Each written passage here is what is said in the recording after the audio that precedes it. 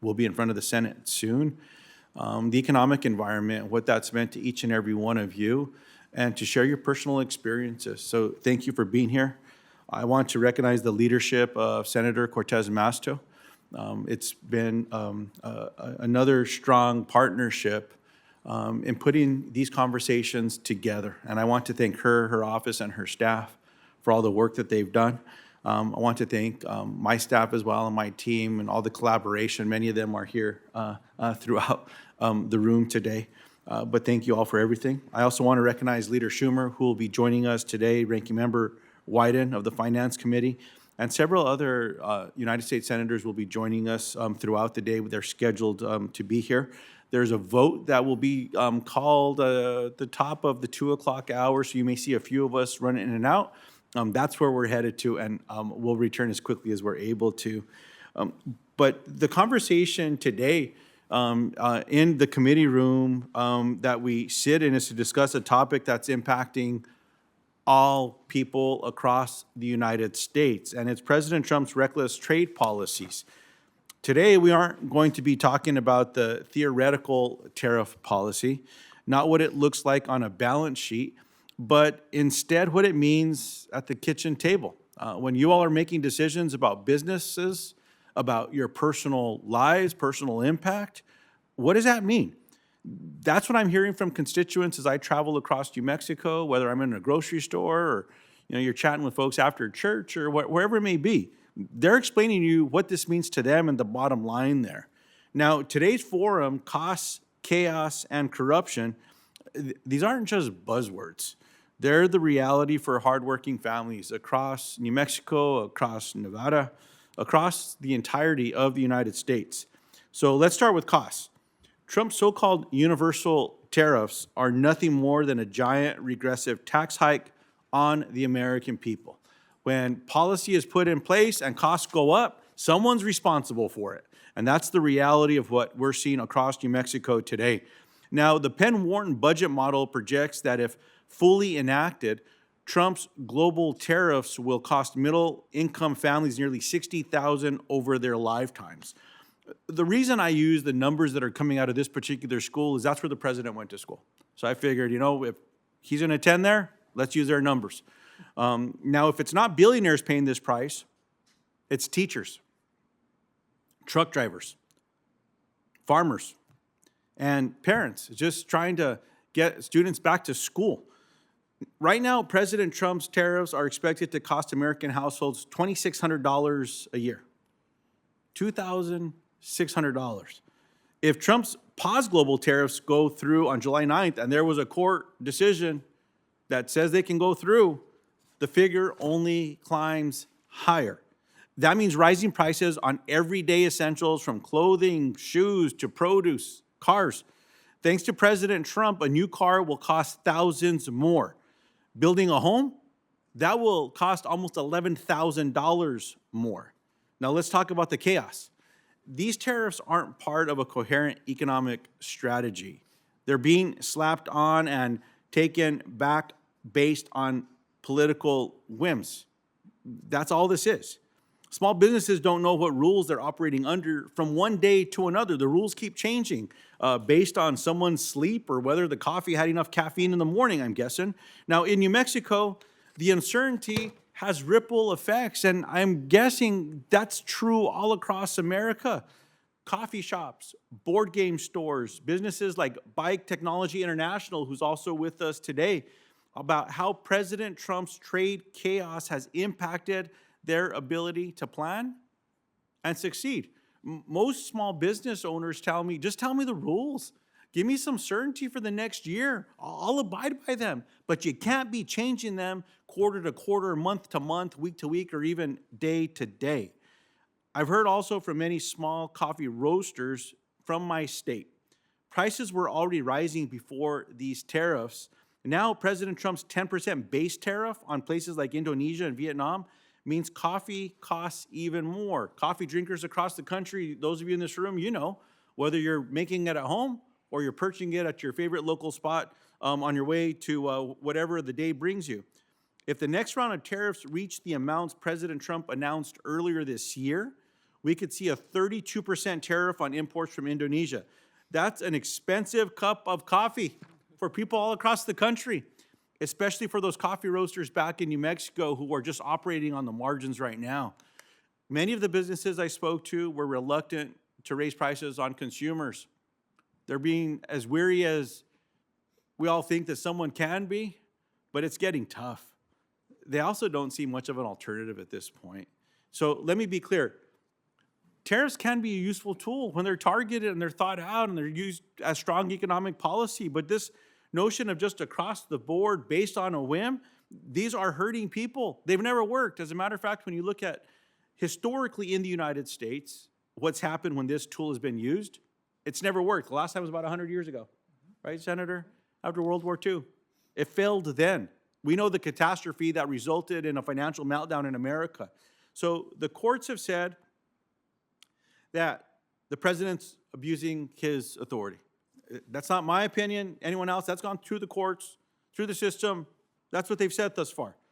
Congress has also said so, and we're going to keep fighting to rein in this overreach. So finally, the corruption. During President Trump's first term, what all the data showed that companies with ties to him or the Republican Party were far more likely to get exemptions from tariffs. This shouldn't be partisan. This is the United States. It doesn't matter if you're from a red state or a blue state, who you voted for, how you registered to vote. Economic policy should apply to people across the United States, not just those that are his friends and those that he doesn't like. Now, in his second term, there isn't even an official process, just backroom deals, an announcement. I mean, heck, the secretaries that are responsible for federal agencies are finding out about what the president's going to do based on a social media feed. They're not even having a conversation in the cabinet. Meanwhile, small business owners in places like Santa Fe, New Mexico, or Newport, Vermont, you are just left to fend for yourselves. Now, the witnesses that we've invited today to speak to the real consequences of these policies, from economists to farmers to small business owners, including one from my backyard right in Santa Fe, New Mexico. Their stories will show that this isn't about political ideology. It's about impact. The bottom line is this. President Trump's tariffs are a tax on working families, a gut punch to the small businesses, and a green light for corruption. And while these tariffs drive up costs, Republicans are advancing this piece of legislation called a reconciliation bill. You know, they call it a big, beautiful something. It's a big, beautiful betrayal. That's what this is amounting to. It's going to further raise costs. And it's going to further betray the middle class. As financial burdens grow heavier for families already struggling, it is unconscionable that my colleagues are proposing to cut vital programs like nutrition programs, access to food, or even access to health care, programs like Medicaid. I mean, Medicare is even on the choppy block right now with my Republican colleagues. I think we all owe it to the American people to step back. For all of my colleagues, tell the truth. Explain to the American people what's about to happen so they can plan, they can make decisions for their businesses and in their personal lives. There needs to be a better solution. And with that, I'm going to turn the floor over to my colleague, leader, co-chair of all of the initiatives in this particular space, United States Senator Catherine Cortez Masto from Nevada. Thank you. Ben Ray, first of all, thank you so much. Thank you for taking the lead on this important issue. Thank you to your staff and your team. They're incredible. I want to thank my team as well for really the hard work they've put into this discussion. And most importantly, all of you, thank you for participating. Let me say this. Ben Ray just really was so articulate about the challenges we're facing right now with the policies coming from this administration. And I will tell you, it is pretty much overload. There's so many things coming out, and they're impacting our families and our businesses. One of them we're going to talk about today is the impact of the tariff policy alone. That's just one policy. But I do have to highlight this because there's a connection between what this administration is doing with these blanket tariffs and this reconciliation package, right? This reconciliation package that this administration is moving forward with is focused on taking away health care, cutting Medicaid, and taking away health care from 16 million Americans. It is going to cause higher costs, higher healthcare costs for not only families and individuals, but our small businesses. That is exactly what it's going to do. They are taking away the opportunity for so many working families to have food assistance. Ben Ray just talked about this. And what we see happening along with all of that is this reconciliation package is going to increase energy costs for everyone across the country. Now, here's how it's connected. The congressional Republicans and this president, as they move this reconciliation package through Congress without any bipartisan support, without any discussion around what makes sense, what works for Americans, what works for our small businesses, they are actually moving forward, and it will add $2.4 trillion, $2.4 trillion to our national deficit. They have to pay for that somehow. Some of that is through the cuts that I just talked about on the backs of hard-working families and individuals and small businesses. But the other thing they're doing is trying to utilize these blanket tariffs to raise revenue to pay for some of that deficit. Now, what most people don't connect the dots, and rightfully so, they shouldn't. They've got busy lives. They just want an opportunity to have that good life and less stress and not jump through so many red tape hurdles from the federal government. But what they don't realize is that money that is raised through these tariffs is on the backs of these very Americans and businesses. So it's a double whammy. The tariffs, the reconciliation package, it's about taking away, it's about taxing the middle class, the working poor, our small businesses. So don't let anybody tell you differently. There's a connection here. And it is cruel, it is mean, it is harmful, and it is not helping a majority of our country and expanding and growing our economy, nor is it creating jobs. It is not doing that. And so as and I'm going to say the same thing as Ben Ray did in New Mexico, in Nevada, when I am home, this is the number one issue I hear all over my state. The uncertainty, the chaos, the concern, the fear, the corruption, everything that is happening. I spend a lot of time with my families, with my small businesses, and as you all know, many of our small businesses, they quite honestly, are the backbone of our economy. Literally, small businesses, that's what happens. In our communities, they're the backbone. They create jobs in our communities. They care about our communities and our community members and their employees. And the goal is to try to keep them open and make sure that they can thrive and survive. But we also know our small businesses, razor-thin profit margin. And when you now hit them with higher costs for their supplies and these tariffs and these blanket tariffs, it's going to have a devastating impact on small businesses. I can't tell you how many times I've had a conversation with Ambassador of Trade for this administration, who says to all of us and the rest of the country, don't worry, these tariffs and this economic policy is okay, because it'll be a short-term pain for long-term gain. But I don't know, and I've said to him, well, how do I tell that to a small business who's closed their doors? Because that short-term pain, they're not going to be around for the long-term gain. And you're devastating our communities. But there's this cruel nature about it, and they're focused on the numbers and the dollars that they're going to raise, and they don't care where that comes from. And that's the importance of being able to come forward today and talk about these tariffs. So I am so pleased that we have some of our panelists today. One of them is Preston Martin, who's going to be joining us via video. He's a small business owner, and he has facilities both in Nevada and New Mexico. And you're going to hear from him that his bicycle parts distribution company had concerns about expanding because of these blanket tariffs. We am also pleased that Steve Wright is joining us as well, the president and general manager of Jay Peak Resort. Southern Nevada, and particularly Nevada, relies heavily on a tourism trade and travel for our revenue. And I know Mr. Wright understands that.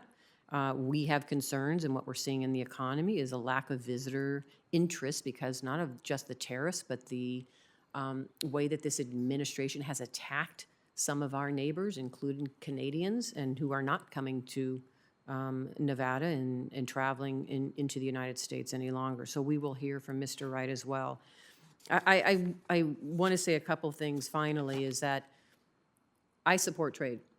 I think we have to have a balanced trade approach, and I think we have to have targeted trade that actually works to help grow our economy, create jobs, bring manufacturing back to this country.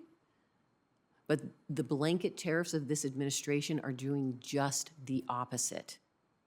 And that is not a trade policy that this country should ever adopt or move forward.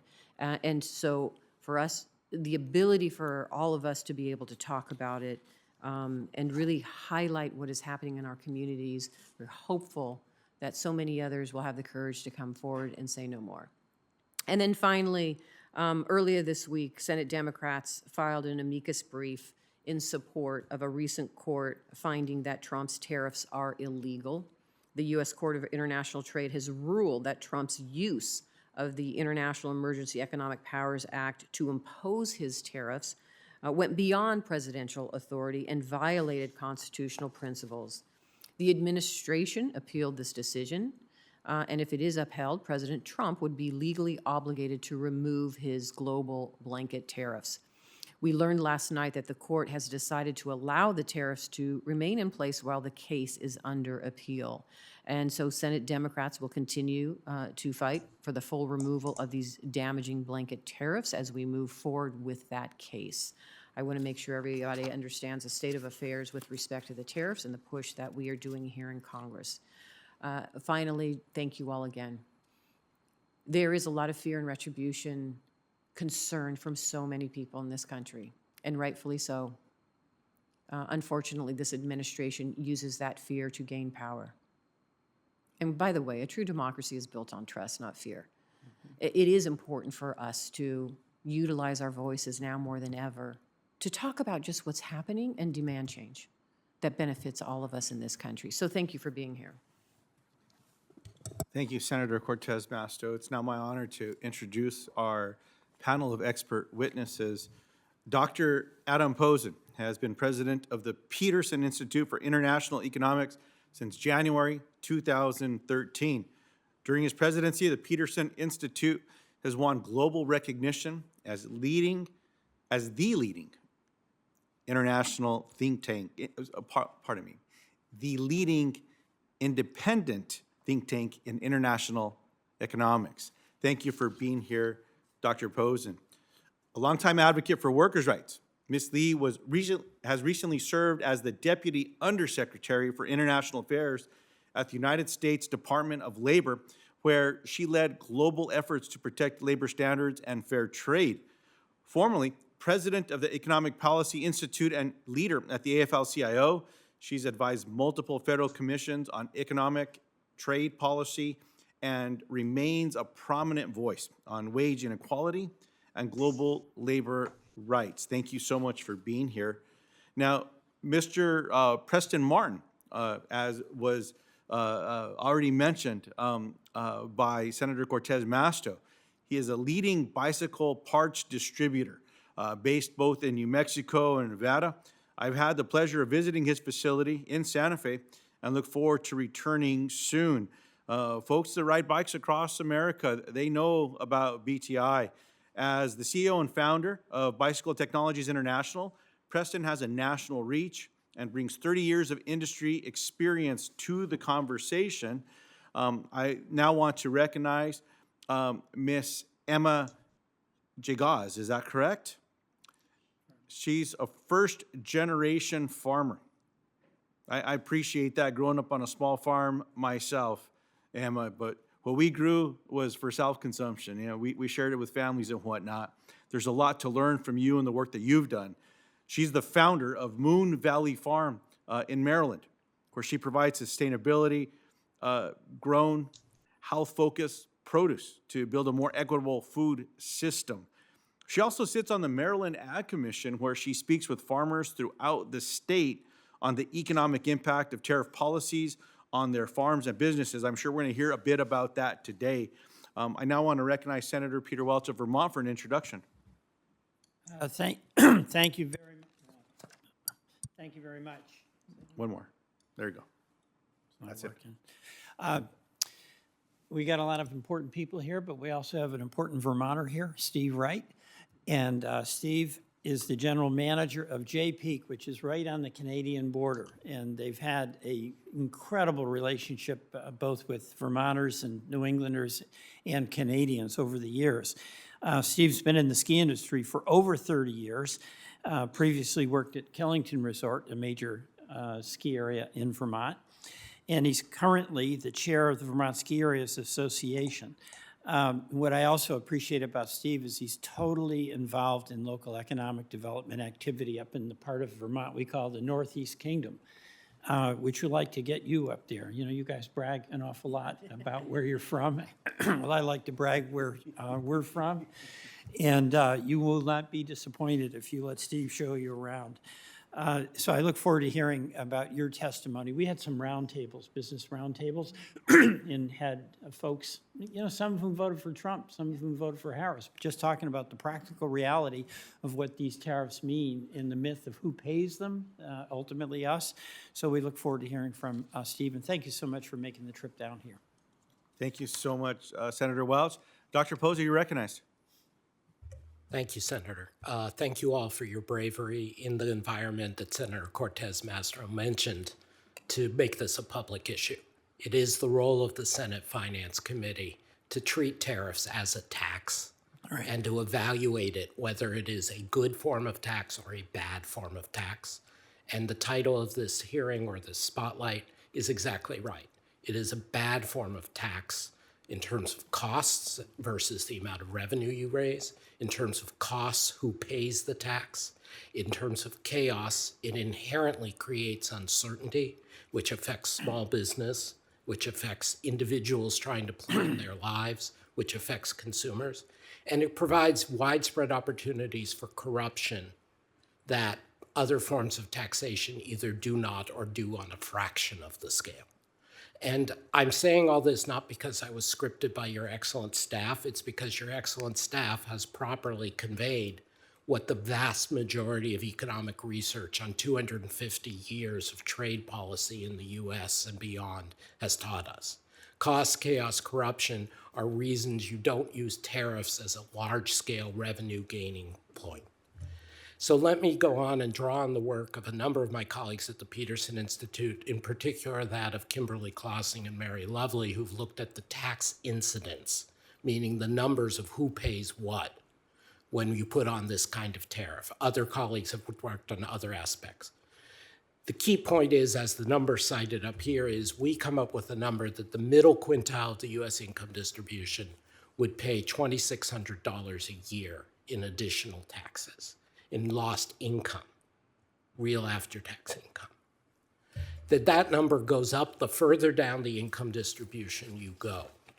That we have a number that it's for the lowest quintile of Americans, households in terms of income, they would lose 3.7% of their income, or they would lose more than $2,600, closer to $3,000 a year. So as Senator Cortez Masto put it, this is a double whammy. You are taking away Medicaid, other aspects of the society that the US government has voted to pay for, to help working people and to help small business and to help farmers and help labor, and then you are asking the same people to pay more taxes. This is just bad on the face of it as both a human and a political matter. But also as an economic matter, it makes no sense because it's a very inefficient way to generate revenue.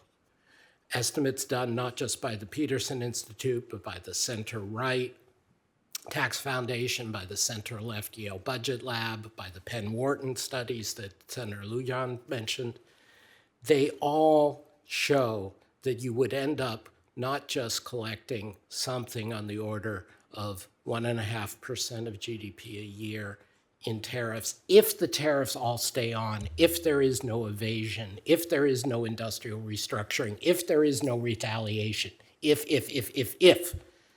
all that, it all stays on, you get maybe 1.5% of GDP a year, but that's small compared to everything else that the reconciliation package proposes to do that adds up to the $4 trillion over 10 years. And more importantly, all those ifs are not going to come true. Inherently, if the president is using arbitrary executive power and insists he's going to make deals and bargains and create exceptions for this country or that industry, you're not going to get that much revenue. Inherently, because this is not done by congressional legislation and cannot be depended upon for the 10-year window of reconciliation, there is uncertainty. You're not going to get the full amount of money.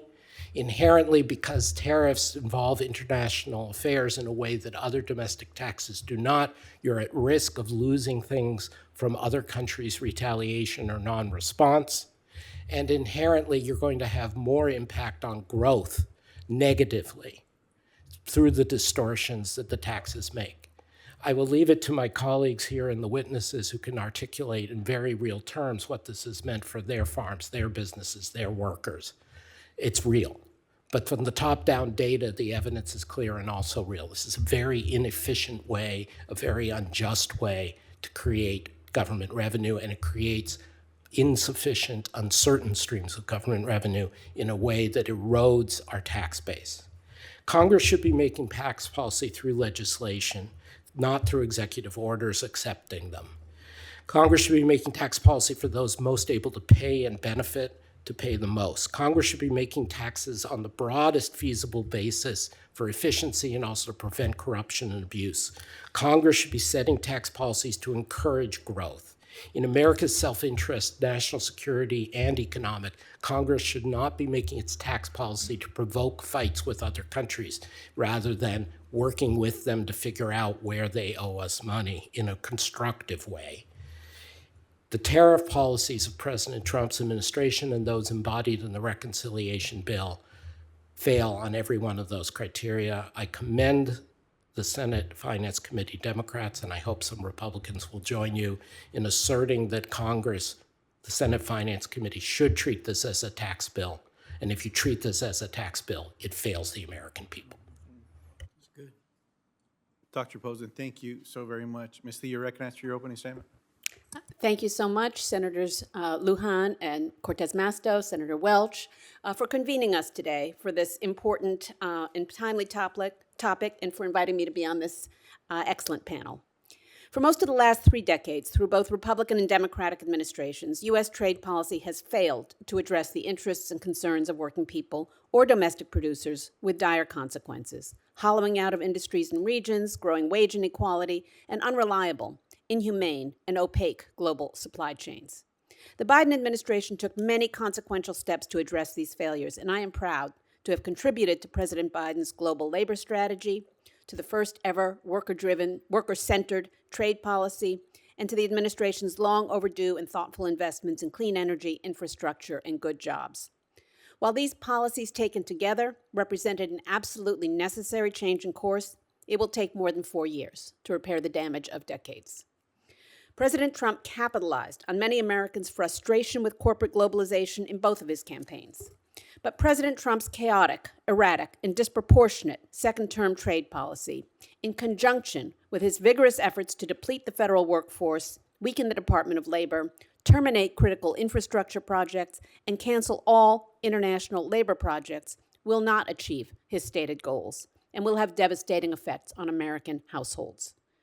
Trade policy, as others have said, can be a powerful tool to change the behavior of both governments and corporations when used judiciously, strategically, consistently, and with clearly communicated goals. The Trump trade policy fails on all counts. First, the Trump trade policy has not communicated to trading partners or to businesses what they need to do differently to avoid future tariffs. Trade policy should be targeted to address specific unfair trade practices, including exploitive labor policy, industrial subsidies, tax avoidance, overcapacity, or predatory pricing policies. Negotiating bilateral, non-transparent deals with more than 100 countries over the course of a couple of months is a recipe for chaos and corruption. Unions, civil society, and the private sector have relevant knowledge and a huge stake in the outcome of these discussions and should have a seat at the table. Judicious trade policy requires examining each product and each trading partner, market conditions, and supply chains, not imposing tariffs on products the United States does not produce and on countries with strong labor and environmental protections with which we have a long-standing and deeply integrated production history, like Canada. Strategic trade policy should target problematic trade partners with egregious practices in sectors that are important for future growth. I share the stated goal of incentivizing more domestic production and reducing our overall trade imbalance, but it is unreasonable to expect businesses to make sourcing decisions, which often take many years, based on tariff levels that change without warning or clear rationale. And when we talk about bringing manufacturing jobs home, we have to talk about the quality of those jobs. Manufacturing jobs are good jobs, largely because American workers fought for and won strong democratic unions, which negotiated for a fair share of the wealth they produced.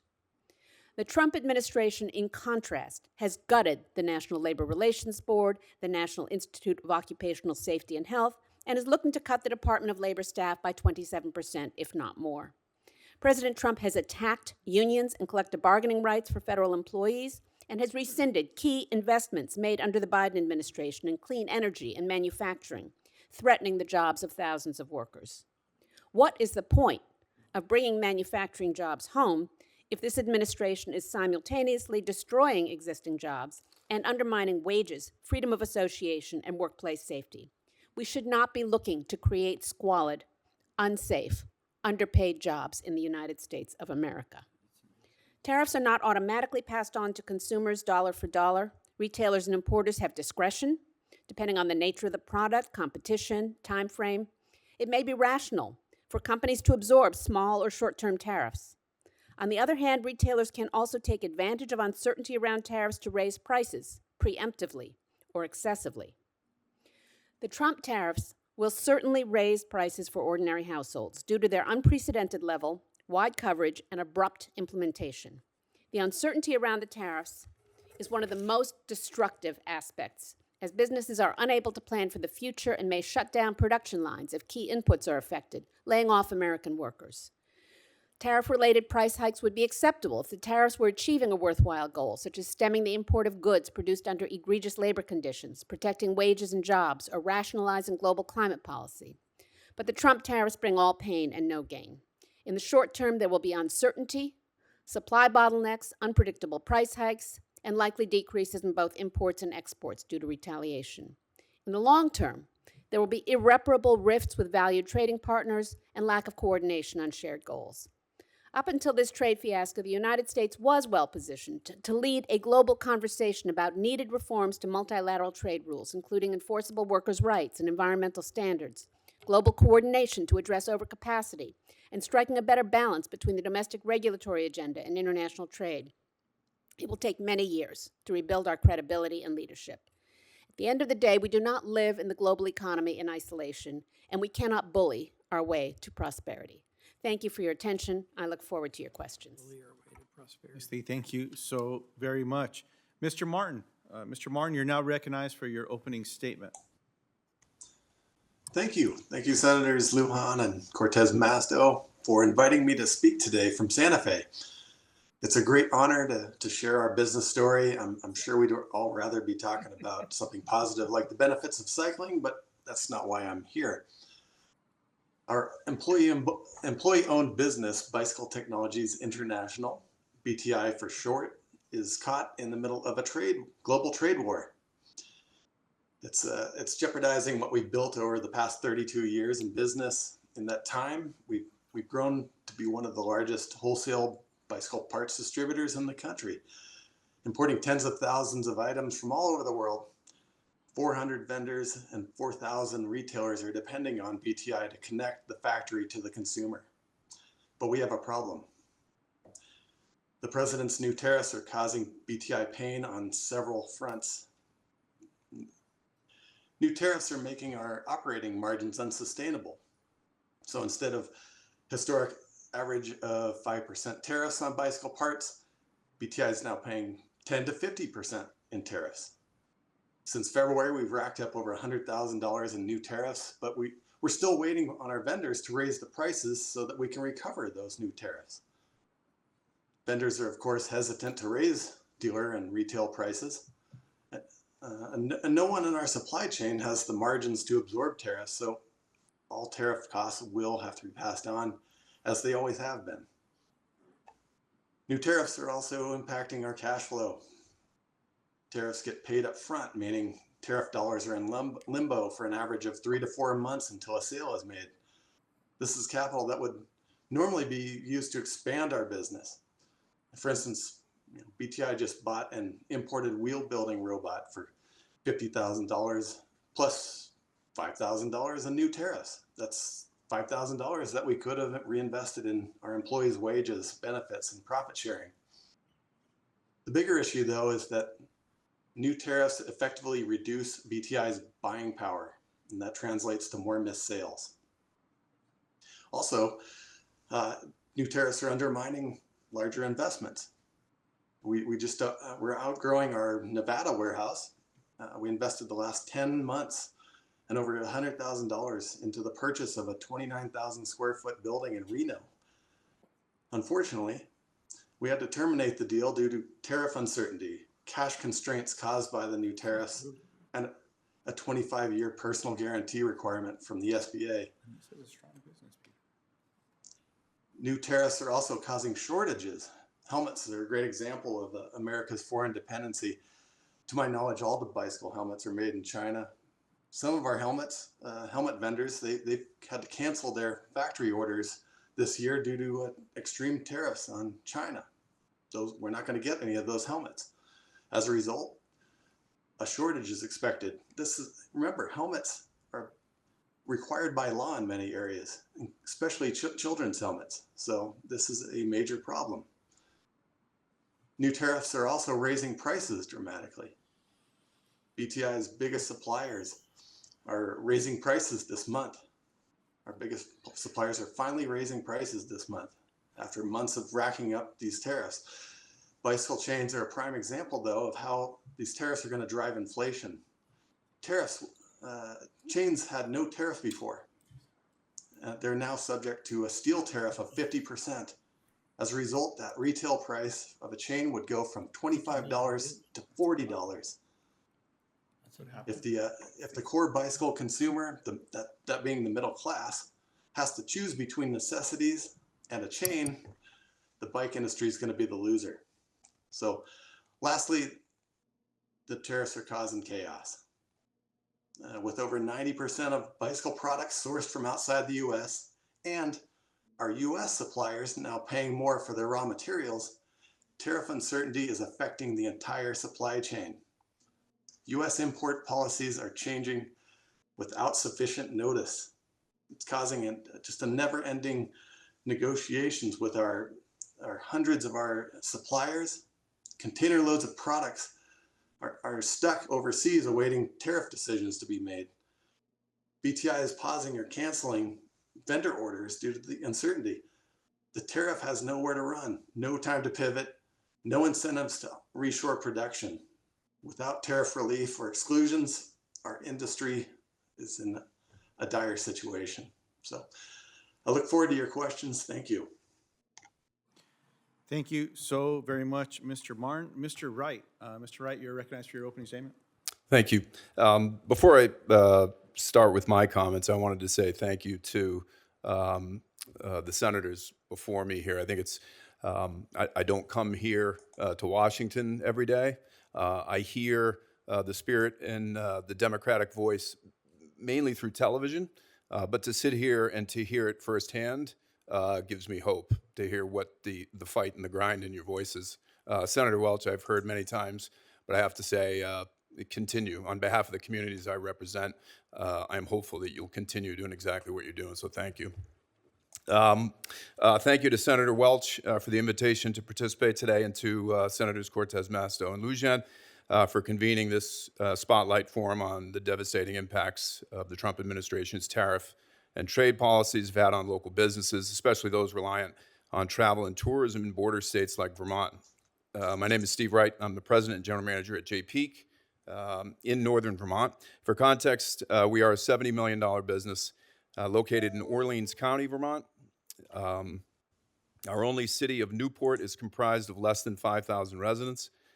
And the resort itself is located in Jay, Vermont, which, as of the most recent census, is home to 550 full-time residents. But across any busy weekend at the resort can blossom to nearly 10,000 people a day. Our proximity to Canada allows for half a dozen border crossings within only several miles of my office. Across our 60-year history at Jay Peak, those 10,000 daily visitors are made up of 50% Canadians. They travel from as far away as Toronto, which is 7 to 8 hours away, Montreal, which is anywhere from 90 minutes to 2 hours, and from the eastern townships, which are only a few minutes across the border. The close relationship between Jay and Canada began when we were originally owned by a Canadian company, but it has been strengthened by policy that we enacted several decades ago, which include taking Canadian money at par, which is to say that on all of our non-margin products that we sell, things like lift tickets, admissions to our 70,000 square foot indoor water park, rounds on our championship golf course, which incidentally was designed by Canadian Graham Cook. We take Canadian cash on U.S. currency-based products. Across my time at Jay Peak now, 25 years, that has generally meant a discount of anywhere from 20 to 30% for Canadians. Based on what their economy is doing now, it's closer to 35%. Along with previous Canadian ownership, we have Canadian workers, Canadian homeowners, and dual citizenship locals that strengthen our brand both financially and culturally. Our French fries come with American gravy and Canadian cheese curds, and the resort consumes equal parts Budweiser and Molson. But recently, the longstanding relationship built on the respect and shared enjoyment of the outdoors, as well as economic incentive, has come under fire and cannot be overstated. We are forecasting a potentially catastrophic amount of trouble relating to Canada's unwillingness to visit this summer, next winter, and for some indeterminate future. Not to mention the associated cost escalations relating to maintaining and purchasing new equipment that we need to bring into the country to operate because of President Trump's tariffs. As the economic engine within the Northeast Kingdom of Vermont, an area comprised of 2,000 square miles and roughly 75,000 people, and arguably the most beautiful corner of our state, Jay Peak is the chief supplier of state and local taxes of more than 1,500 full-time, part-time, and seasonal participants in Vermont's workforce, and the most snow in eastern North America, which netted us just under 500 inches this past winter, the last flakes of which were finally melting as I boarded a plane this morning. In short, and as evidenced by our book of business for conferences, weddings, golf rounds, water park visits, and an indoor Olympic ice arena, Canadians simply are not coming. Golf groups are canceling daily. I had one when I was sitting back here waiting to step forward, a 140-person golf group for 2 weeks from now, just canceled. Of the 300 Canadian teams that play in one of our 40 annual hockey tournaments, half are forecasted to cancel this year. Fiscal year 26 winter season passes sold to Canada are off 35%, and a reduction in our workforce as a result is already underway. More chilling than the financial cliff that we're presently nudging toward, though, is the sentiment that we've been able to deduce from longtime Canadian Jay Peakers after I called nearly 100 Canadian households over the course of the last 2 weeks of Canadians who purchased season passes last year but who have not yet purchased this year. They cite the present administration's flagrant disrespect of Canadian independence as not only a challenge to Canadian sovereignty, but to their own identity, and they feel the need to respond. I'm not sure when we're coming back, Steve. One family mentioned me on the phone 2 weeks ago. Frankly, I'm not sure we ever will. And these unforced errors on the part of the current administration are not only causing problems for us at the mountain, but these ripples of negative influence are washing over the entire Vermont travel and tourism economy. In a normal year, roughly 750,000 Canadian tourists come into Vermont and inject roughly $150 million into the state economy.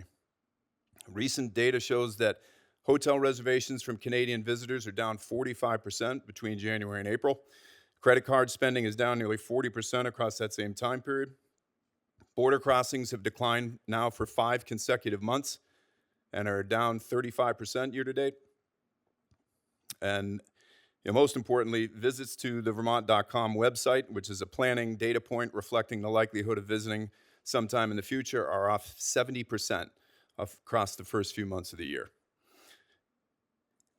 We say in the ski industry, if you're going to succeed even modestly, you better be an optimist. We're relying on fickle weather and an out-of-control climate. We are in remote corners of the country with a diminishing workforce and a near wholesale lack of affordable housing, which means that if you don't have housing figured out before landing in our communities, the chances of you staying there very long are not good. The very last thing that we need added to our plates is the present anti-Canadian narrative being driven by this administration that is neither grounded in logic nor supported by facts. It is my hope that ultimately cooler, more logical heads will prevail, but we certainly have not seen much in the way of cool, and logic appears to be roughly 5 months out the proverbial window. Here in Vermont and within the border economy, we are curious as to when the upside of this anti-Canadian rhetoric starts to present itself, because along with those businesses along the northern border, we are presently living right in the middle of its downside. Mr. Wright, thank you so very much for your testimony today. Ms. Jagosz, you're recognized for your opening statement. Senators Luján and Senators Welch, thank you for this opportunity to testify. My name is Emma Jagosz, and I own and operate Moon Valley Farm, a certified organic vegetable farm and food hub in Maryland. We grow and deliver fresh produce directly to households, restaurants, schools, and food as medicine programs across Maryland, DC, and Northern Virginia. More than that, we're part of a movement to localize and transform the food system to make it more just, climate smart, and rooted in community. As a food hub, we work with over 50 other farmers in the Mid-Atlantic every single week, buying and distributing their produce across our sales channels. I also serve on the Maryland Agriculture Commission as the organic seat, meeting monthly with farmers across the state. I'm in constant communication with other farmers, and tariffs are a major concern across the board. So let me share what I'm hearing from my neighbors and what I'm experiencing on my farm. So down the road from me, a soybean farmer is gravely concerned about his 50th growing season due to retaliatory tariffs from Mexico and Canada, two markets he depends on for inputs and grain sales. During the last Trump administration, he could not make a profit because tariffs squeezed his already thin margins.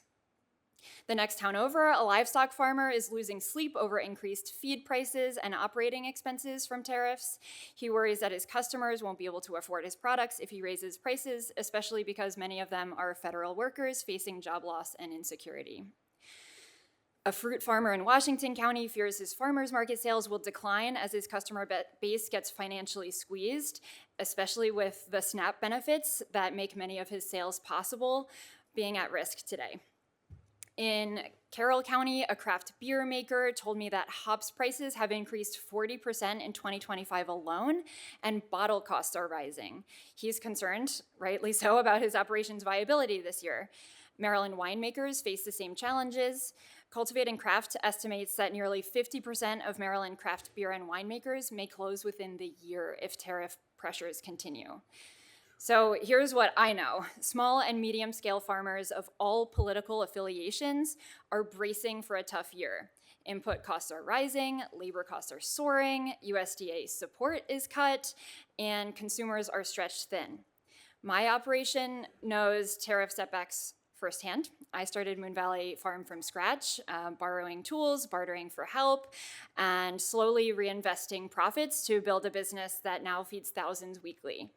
I didn't inherit land or grow up farming. I'm a first-generation, self-taught farmer who spent 8 years bartering for the use of land before I was able to save enough money to buy land of my own in late 2019 as a single parent with no financial cushion. Buying land was the biggest risk of my life and the greatest leap of faith. But just as I took that leap, prices skyrocketed. Steel prices soared, lumber costs spiked, and the high tunnels and greenhouses that I had planned for year-round vegetable production became astronomically expensive. And these aren't luxury investments. They are basic tools that we need to grow spinach in the winter and start tomatoes early and keep people employed year-round.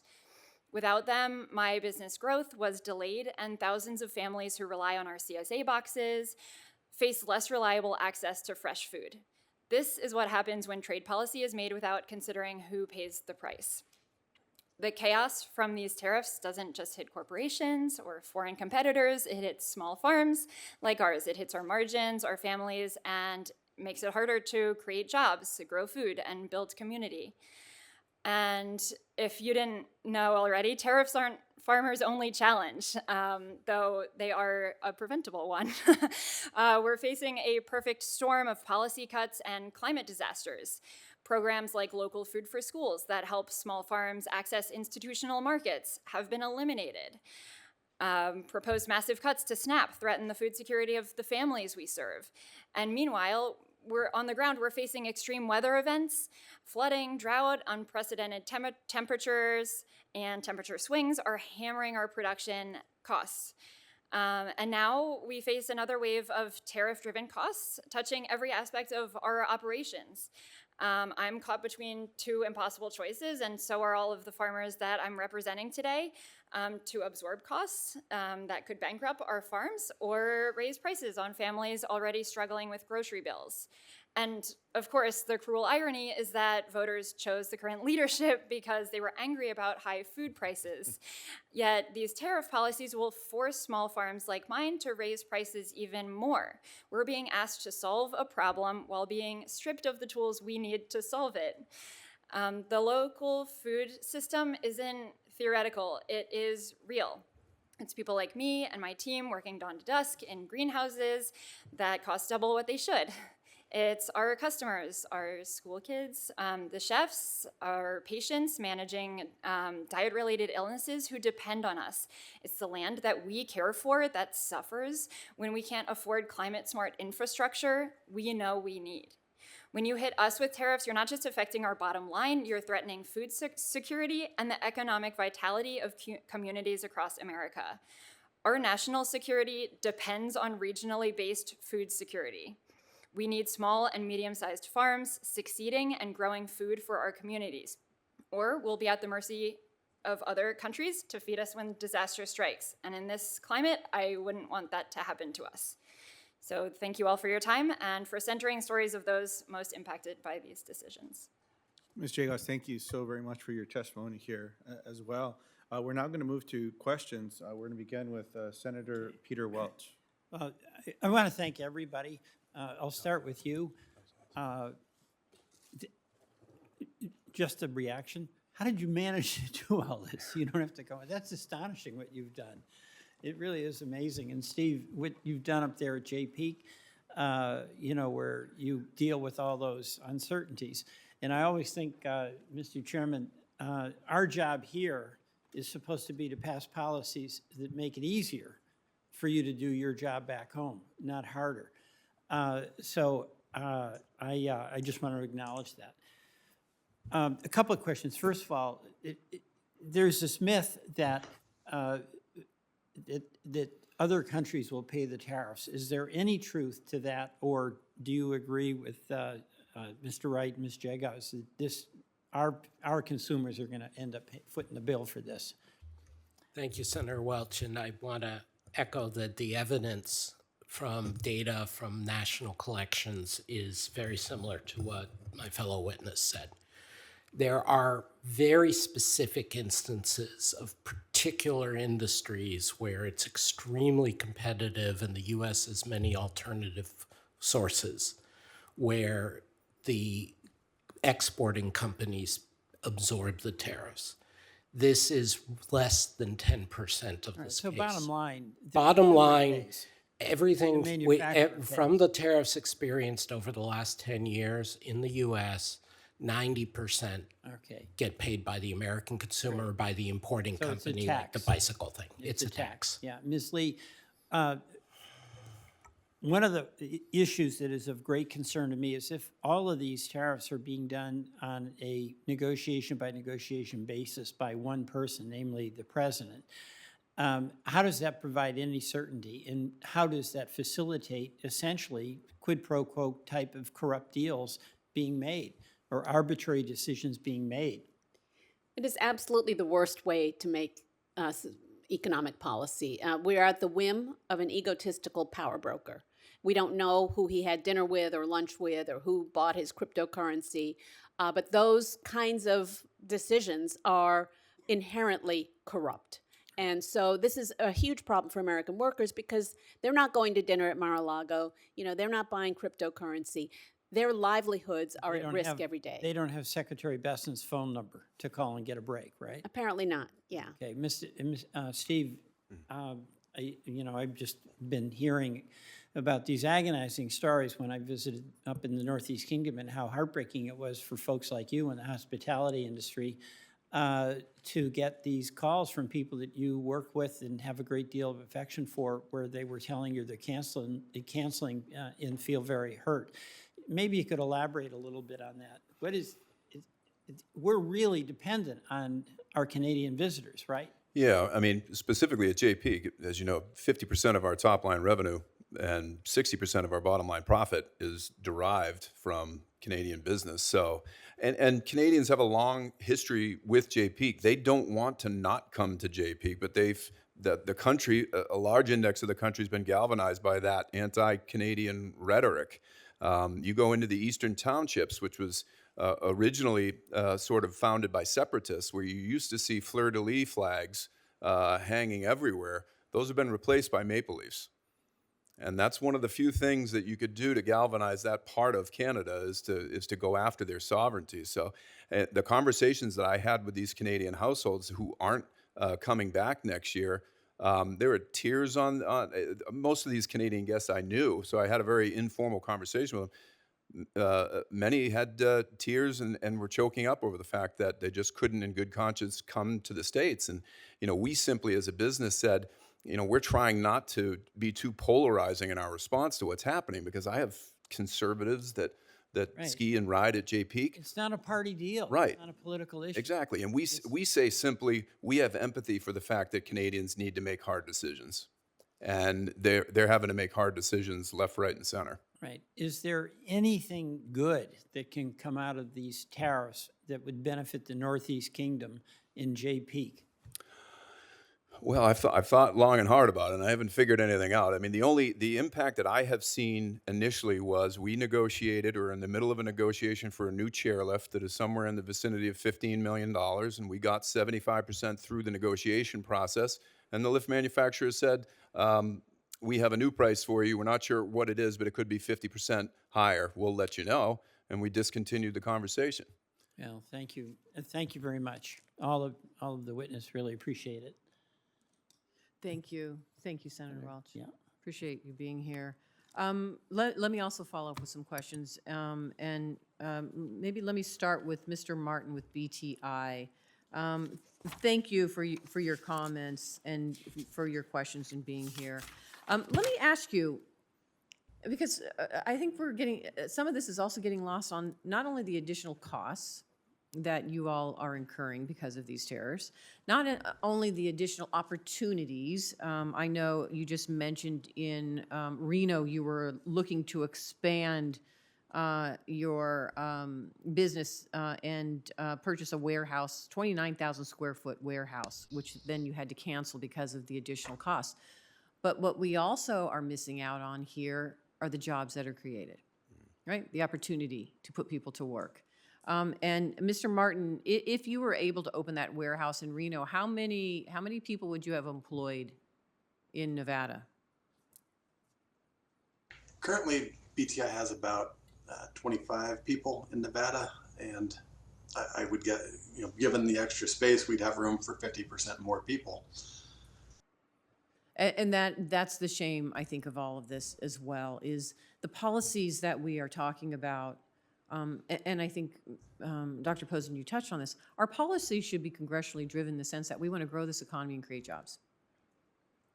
And the policies are just the opposite, Yes. right? And that to me is sometimes getting lost in, at the end of the day, it is very simple. People want a good life. They want less stress. They want to be able to work. We want a good economy. We want everybody to thrive. And that's where our policy should be, but this policy is not there.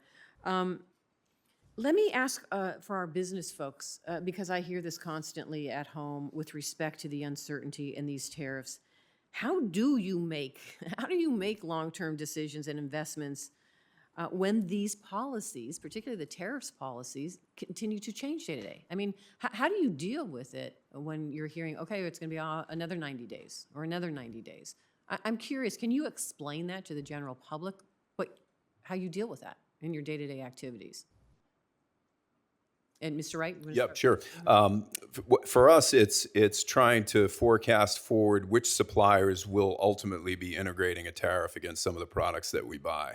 So we have all of our director level employees spending almost all of their time trying to source different suppliers of theoretical of businesses that will enact a theoretical tax somewhere down the road. Our suppliers and most of the expenses that we put forward are still down the road a little bit, so we're not entirely sure what's going on. But what bothers me in that scenario is the opportunity cost that's lost with those staff members should be looking for other ways to help grow the business. They're trying to look for ways to help reduce the hurt that we're going to feel on the bottom line. So that bears forward somewhere in the future where we haven't put enough energy in growing the business. Yeah, thank you. I'm curious. Yeah, it's hard for us. Diversity on the organic farm is definitely what we is a safety net for us. And when we're not spending extra cash on improving our soils, we might be spending it on improving our infrastructure so that we can be more climate resilient and offer more steady products or a steady stream of products like salad all winter long, for example, to our customers. The past, in all of 2025, it's been really hard for us to plan because we have contracts with the federal government under the USDA that have been paused, that have been threatened. We know that the tariffs are a threat to the cost of our operating expenses, and that the labor pool in Maryland is at risk as well. So overall, it's been, I don't have a clean answer for you besides that we're focusing on what we can do to promote diversity within, not only within our crop selection, but within our sales channels to weather these storms. Yeah. And Mr. Martin, the same thing, as you now are dealing with these tariffs, what does that mean as you're negotiating? Because you talked a little bit, these causing never-ending negotiations that you probably didn't have prior to this tariff policy. Is that correct? Correct. With hundreds of brands, every new change restarts the conversation again with each vendor. BTI is not the manufacturer. We are the middleman. So we depend on the vendor to decide when and how to increase prices and effectively protect margins for everybody in the supply chain themselves, the distributor, the retailer, and still be competitive at the end of the day. Yeah. It's an impossible challenge when things are changing every day. Also, our product takes a long time to get from the time we initialize a purchase order until it shows up in our warehouse. You're looking at 5 months. You've got time for the production to happen, and you've got time on the ocean while it's on a boat to go through port, go on a truck, go inland to our warehouse, and be put on a shelf. So, when we have such long lead times, and things are changing so fast in the meantime, it creates a lot of new headaches and uncertainty. Yeah, and let me also add an additional thing that most people don't think about unless your revenue is generated from tourism and trade, is that you are counting on people having disposable income, right? If they have disposable income, then they will be more willing to maybe take that bike trip or come out skiing or take that travel or fly into Las Vegas to enjoy the amenities. But if there is no disposable income, that is going to have a devastating impact on our tourism and trade in this country. And that's part of what we're seeing as well, along with these tariffs and unfortunately, the rhetoric coming from this administration. I'm going to pause my questions here. We've been joined by one of my great colleagues here, Senator Blumenthal, who's been a fantastic advocate in fighting for and highlighting the unfair policies of this administration when it comes to tariffs and trades and so many other things that we're dealing with in this economy. Senator?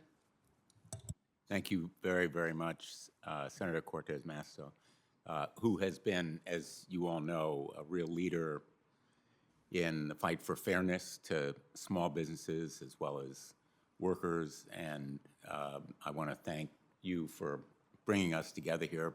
Very, very important. And I know many are watching online, even if they can't be in the room, and you're giving them heart in the sense you're showing them that people care about these issues, care for their situation, and many people are really wrestling with the kind of uncertainty that you've described here, the unpredictability, the chaos, inability to invest, to plan for the future.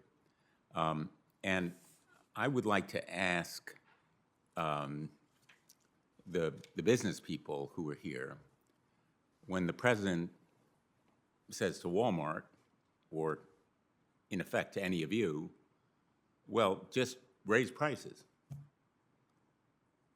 how would you answer that kind of instruction or suggestion? I mean, to me, as a non-business person, it's obviously going to impact the consumer, which eventually impacts your sales, I would guess, because most of these sales are elastic. They'll depend on what price levels are. They're not necessities, and even if they were, people might cut back. But let me hear from you about the effects on your businesses. And I'd love to hear from Mr. Wright, Ms. Jagos, and Mr. Martin particularly, but others as well. So we sell groceries, essentially. They're just fresh from our farm, direct to families and restaurants. And families and restaurant owners are already squeezed. And in fact, grocery prices was an election topic, right? And so just raising prices on people's groceries, especially in an industry with really tight margins already, for me, on the farm, you know, if I had to raise prices for something, it would be because the heat waves and the droughts decreased our yields, or because we had to increase the wages for our employees because the cost of living is much higher than it ever has been, or because our costs of healthcare to our employees has increased because they're losing Medicare access. So I would rather raise prices for one of those reasons, and because those are very real reasons that I may have to raise prices in the near future. I don't want to have to raise prices again because of this, this tariff situation that seems entirely preventable. Thank you. Mr. Wright? Yeah, I would answer that in two ways for the ski resort that I run. One, affordability is a big part of our brand. I mean, as you may know, the ski industry has, for the most part, gotten out of control with what it is that they're charging for people to go and enjoy their mountains. J-Peak is notched into a very affordable range, and for us to escalate costs takes us away from the biggest part of our brand. The other part of that is that we rely on the Canadian economy for 50% of our top line and 50 to 60% of our bottom line. And if I start escalating costs to Canadians, at the same time we're continuing to whack them with this reckless narrative about their sovereignty, I'm going to lose half of my business. So I've got to be judicious about how I manage those costs to them.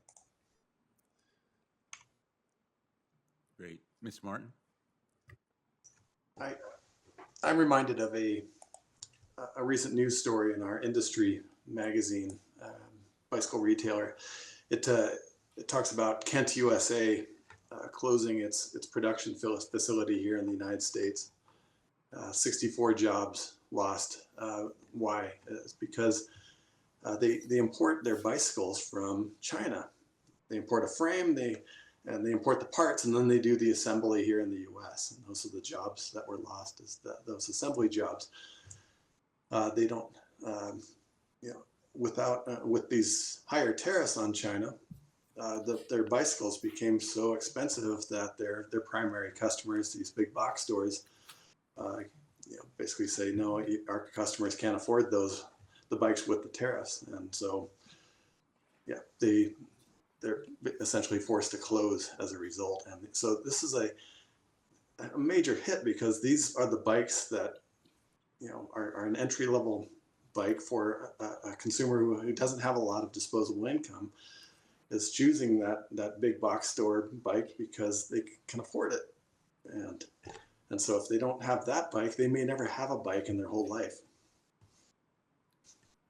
Thank you. My time has expired, but I want to thank this panel and thank Senator Cortez Masto. Ideally, this panel would be testifying before a full committee on the record, and for obvious reasons relating to my Republican colleagues essentially disclaiming and ducking responsibility for the confusion, chaos, and cost. It's in this setting, but have no doubt that you are making a difference, and we really appreciate it. Thank you. Thank you, Senator. We've been joined by Senators Warren, Klobuchar, and Baldwin. Senator Warren. Thank you, and thank you for holding this hearing. And I want to echo what Senator Blumenthal said. It's really important that you're here and that we build a record and that we make this available to the American people. So thank you very much for being here.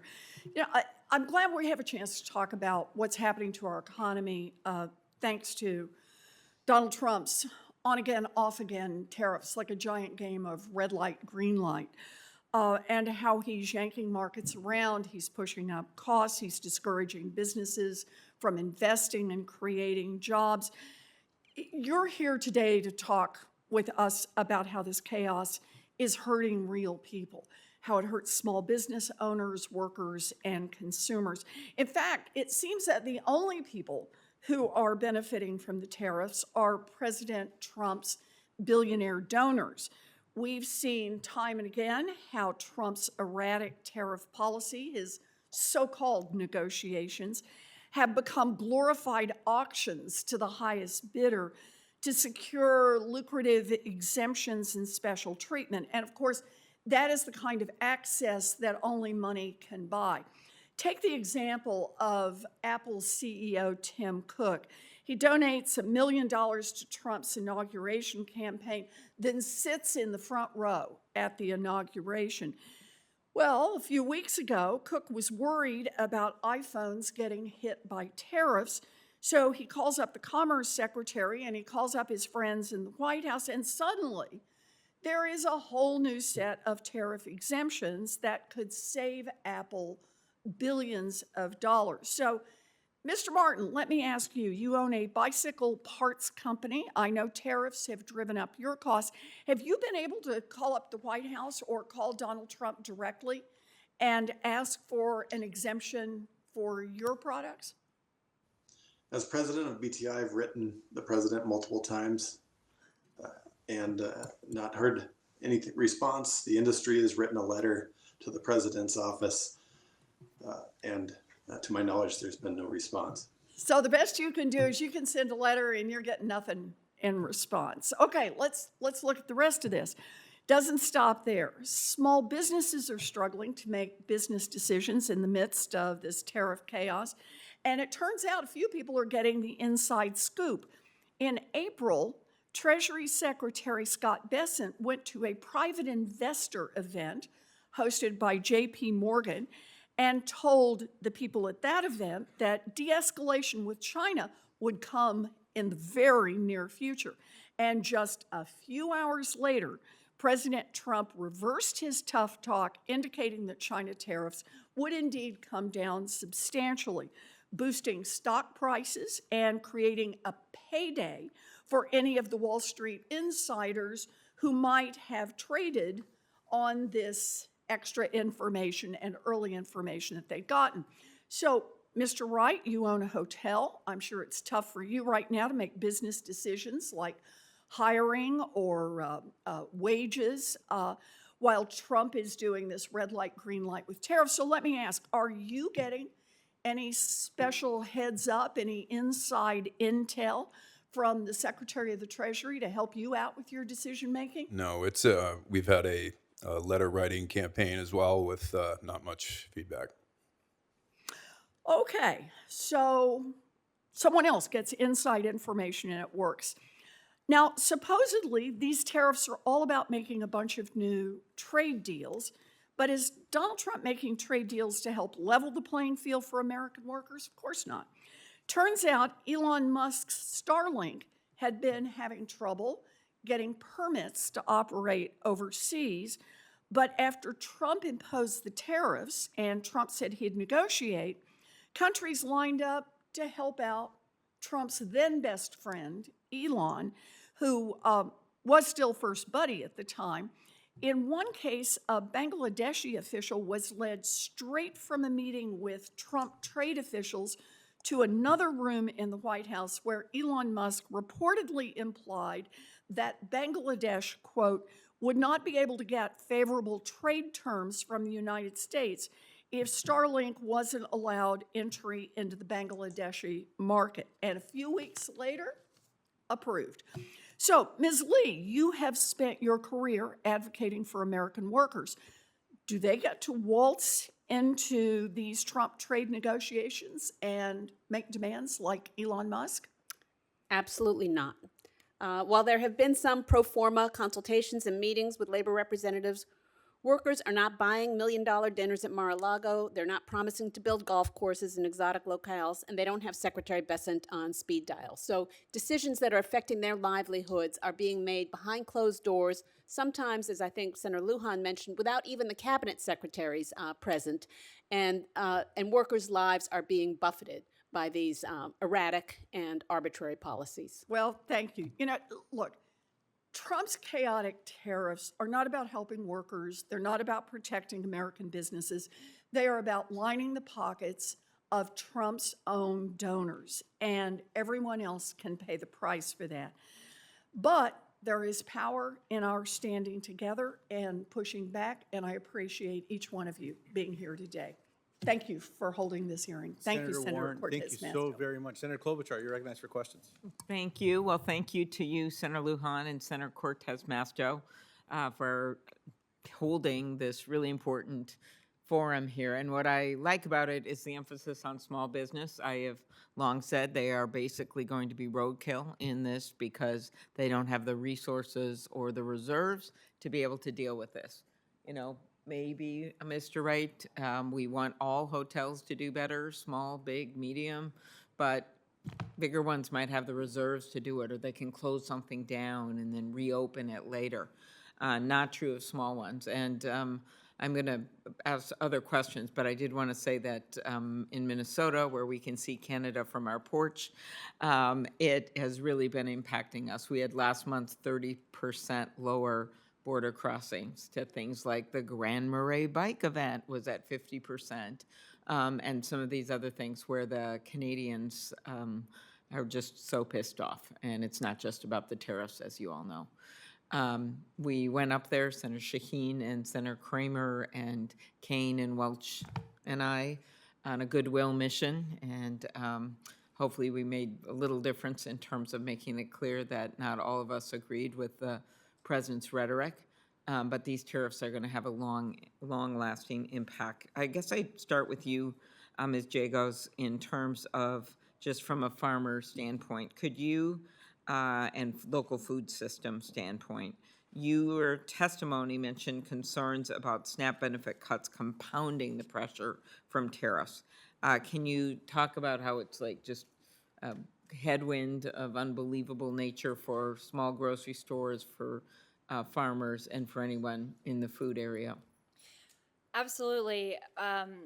So farmers rely on farmers market sales, and a lot of the attendees of farmers markets utilize SNAP benefits and are only able to get high quality fresh produce because of those SNAP benefits. Otherwise, they wouldn't be able to afford this nutrient-dense food that they're able to using SNAP. So in short, it's really affecting the lowest income population, those at the intersection of food insecurity and food access, and that's a large part of our customer base. And it's a large part of many farmers' customer bases.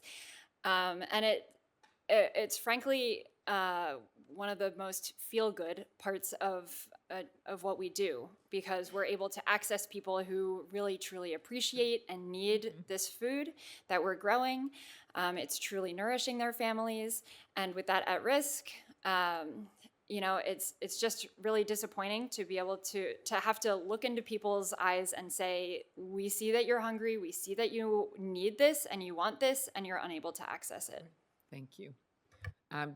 Dr. Posen, thanks for being here. And there's, of course, we all know ongoing litigation around these tariffs, and the 3-judge panel with one Obama judge, one Trump-appointed judge, and one Reagan-appointed judge, there seem to be a number of them around, unanimously said that this was illegal, the use of the statute that the Trump administration used. We also had a vote in the Senate about Canada that Tim Kaine and I and others put forward. Senator Cantwell has another bill. Could you talk about what are the implications of allowing any president to unilaterally impose sweeping tariffs, sweeping trade taxes under emergency authorities, and what should we do to restore the balance?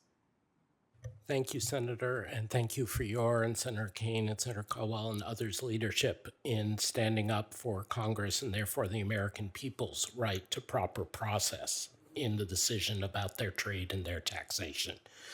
What I can tell you is, without being a constitutional lawyer, that emergency powers are no way to make tax policy. They induce corruption of the sort that Senator Warren was talking about, because inherently they give the executive branch the ability to grant exemptions and do favors in a way that legislated tax does not. And that wastes money and distorts the system and reduces revenues for a given tax. As all of the panelists today and the opening remarks by Senator Cortez Masto and Senator Luján have said, uncertainty sits over everybody. And inherently, when you're dealing with bilateral negotiations with other countries concentrated in a non-principles way in the executive, you are creating an uncertainty that holds over every small business, every investor, every household. There is a reason why we had large trade deals and rules-based trade deals, and it was primarily this, that if you try to renegotiate everything at once, you end up with these empty deals and great uncertainty of the sort we have now. I think over 50 changes to the tariffs. Yes, and so finally, across the board tariffs can understandably be legislated. I might argue against them, I might argue for them, mostly against, but they could be legislated and dealt with. Inherently, if it's done by executive order, it is capricious and it cannot be relied upon. So the uncertainty will remain until the courts and legislation cut off this kind of abuse of executive power. Thank you. Senator Klobuchar, thank you very much. Senator Baldwin, you're recognized for questions.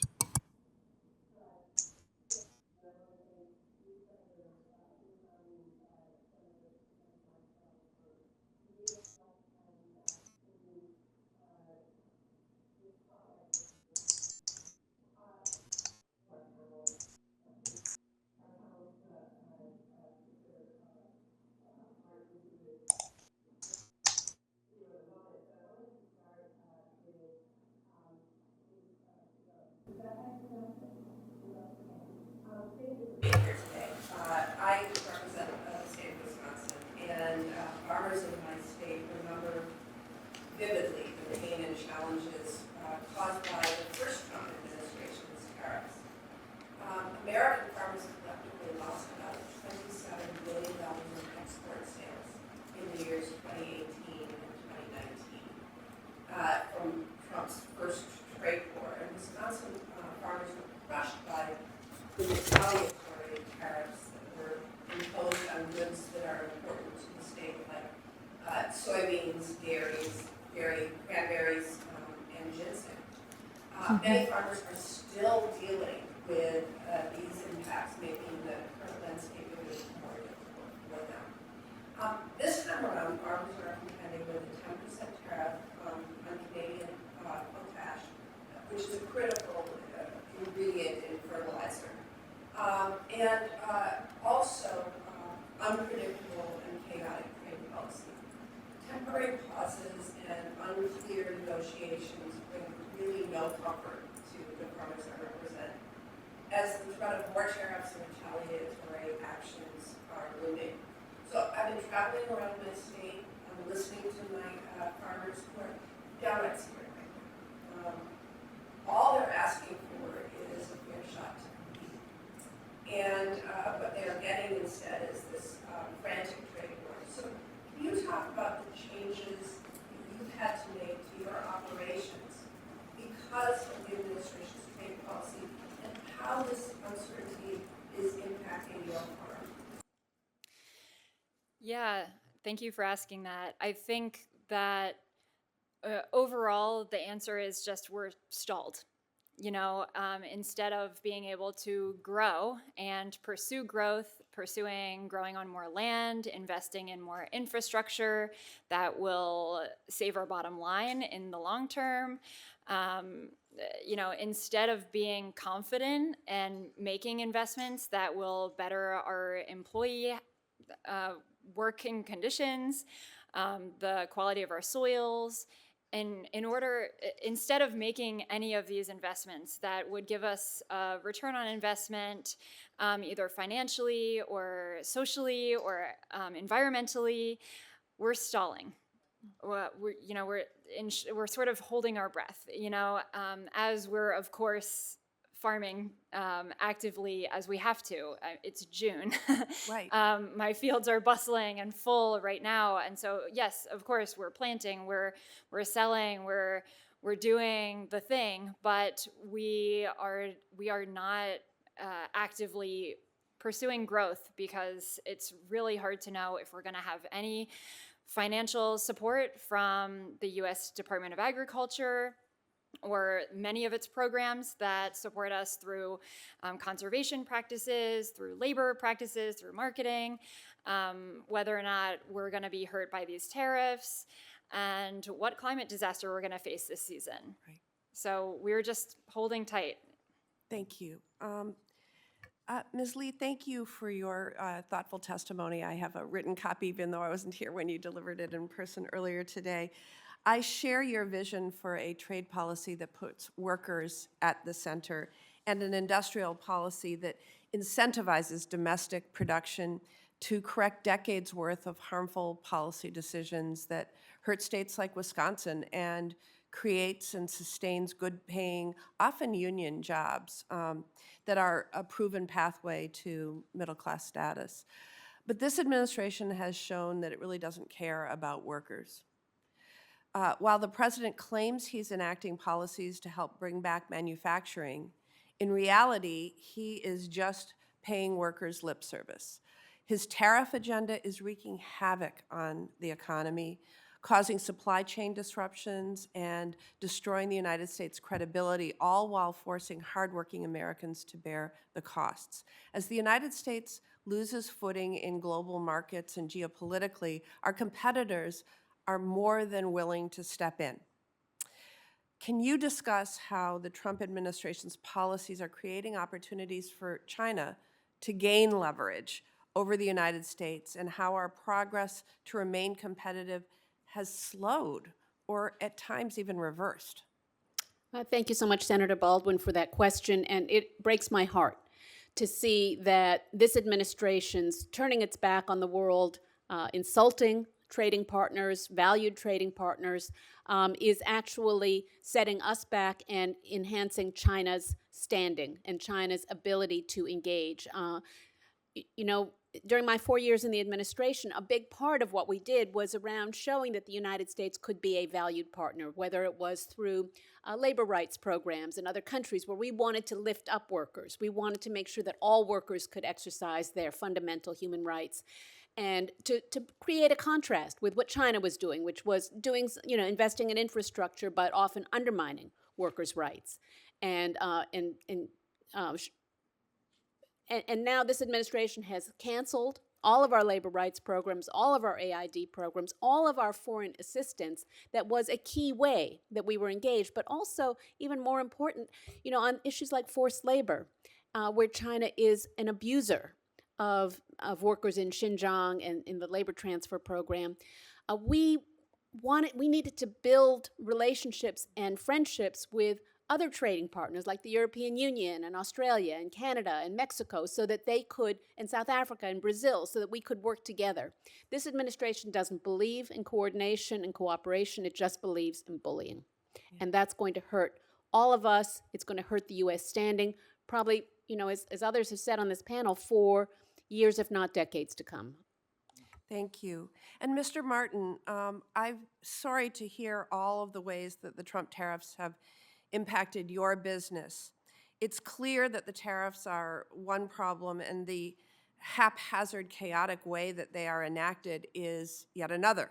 In other words, chaos is its own tariff.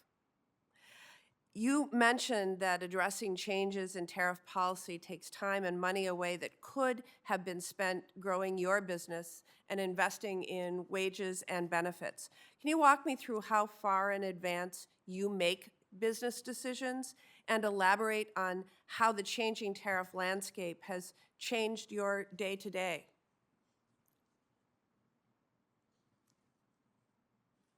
I think you're on mute.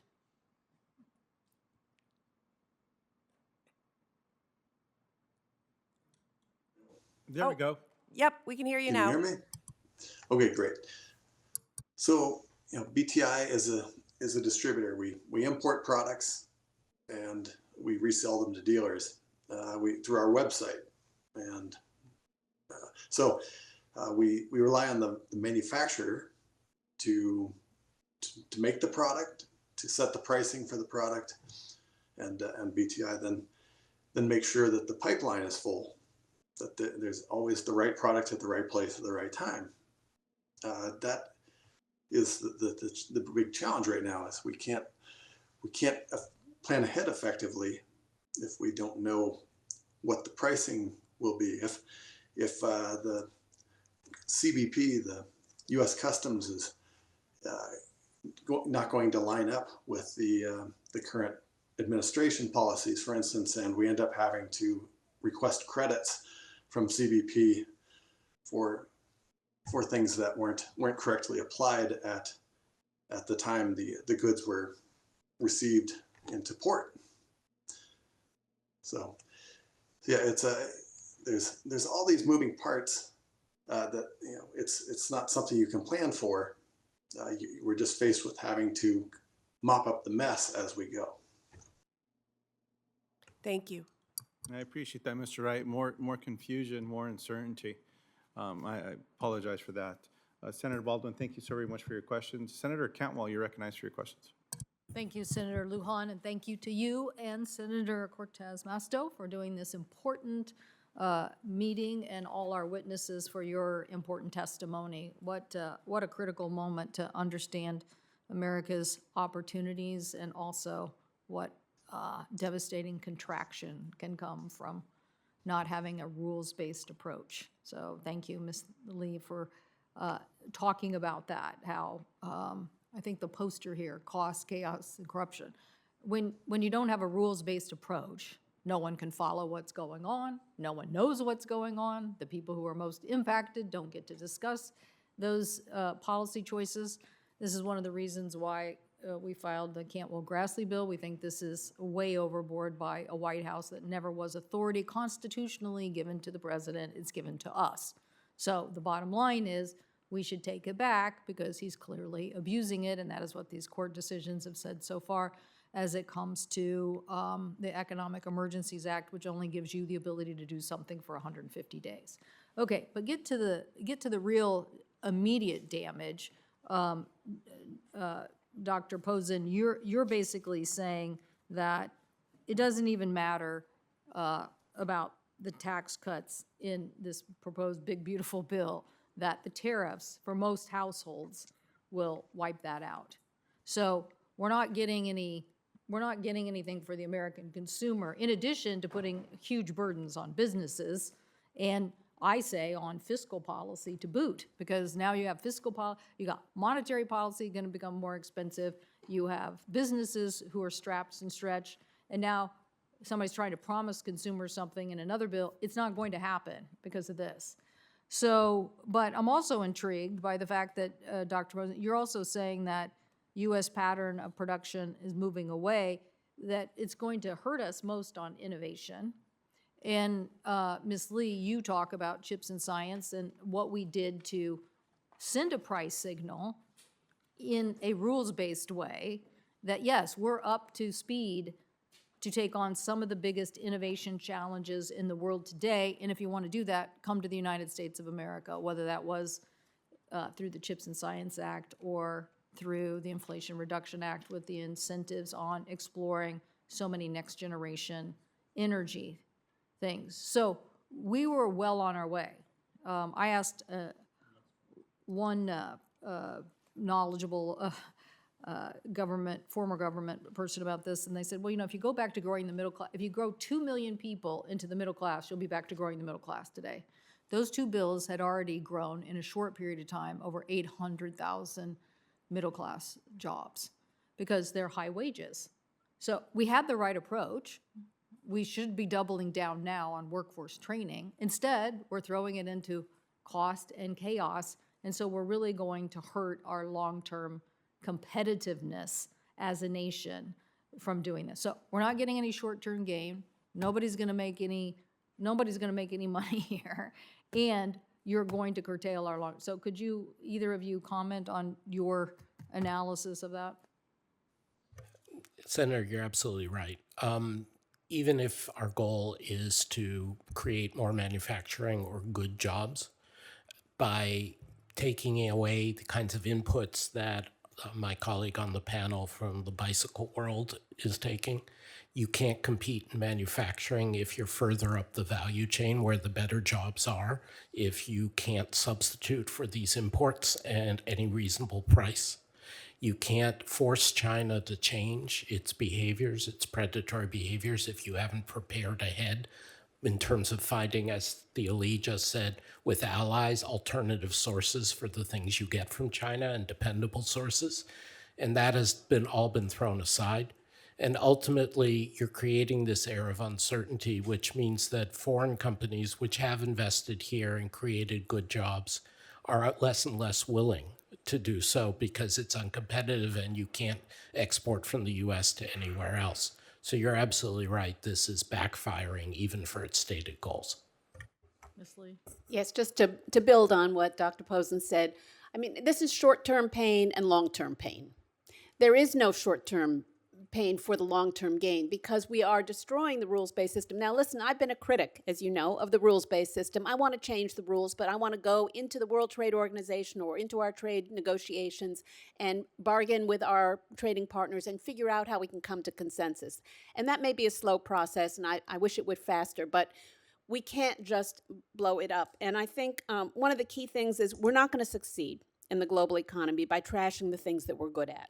Science, technology, higher education, tourism, advanced manufacturing. These are things that we, as you said, we were building a foundation with the IIRA and the Bipartisan Infrastructure Act and the Chips and Science Act. We were doing exactly the right thing, which was trying to incentivize and produce and support advanced manufacturing and infrastructure and clean energy here in the United States of America. And that's all been destroyed by the Trump administration just because they didn't do it. Not because it wasn't creating good jobs, but that gives, I think, the lie to the idea that this administration gives a hoot about good jobs or manufacturing jobs or working people. So it's really tragic to see what's gone on. Thank you. Thank you, Mr. Chairman.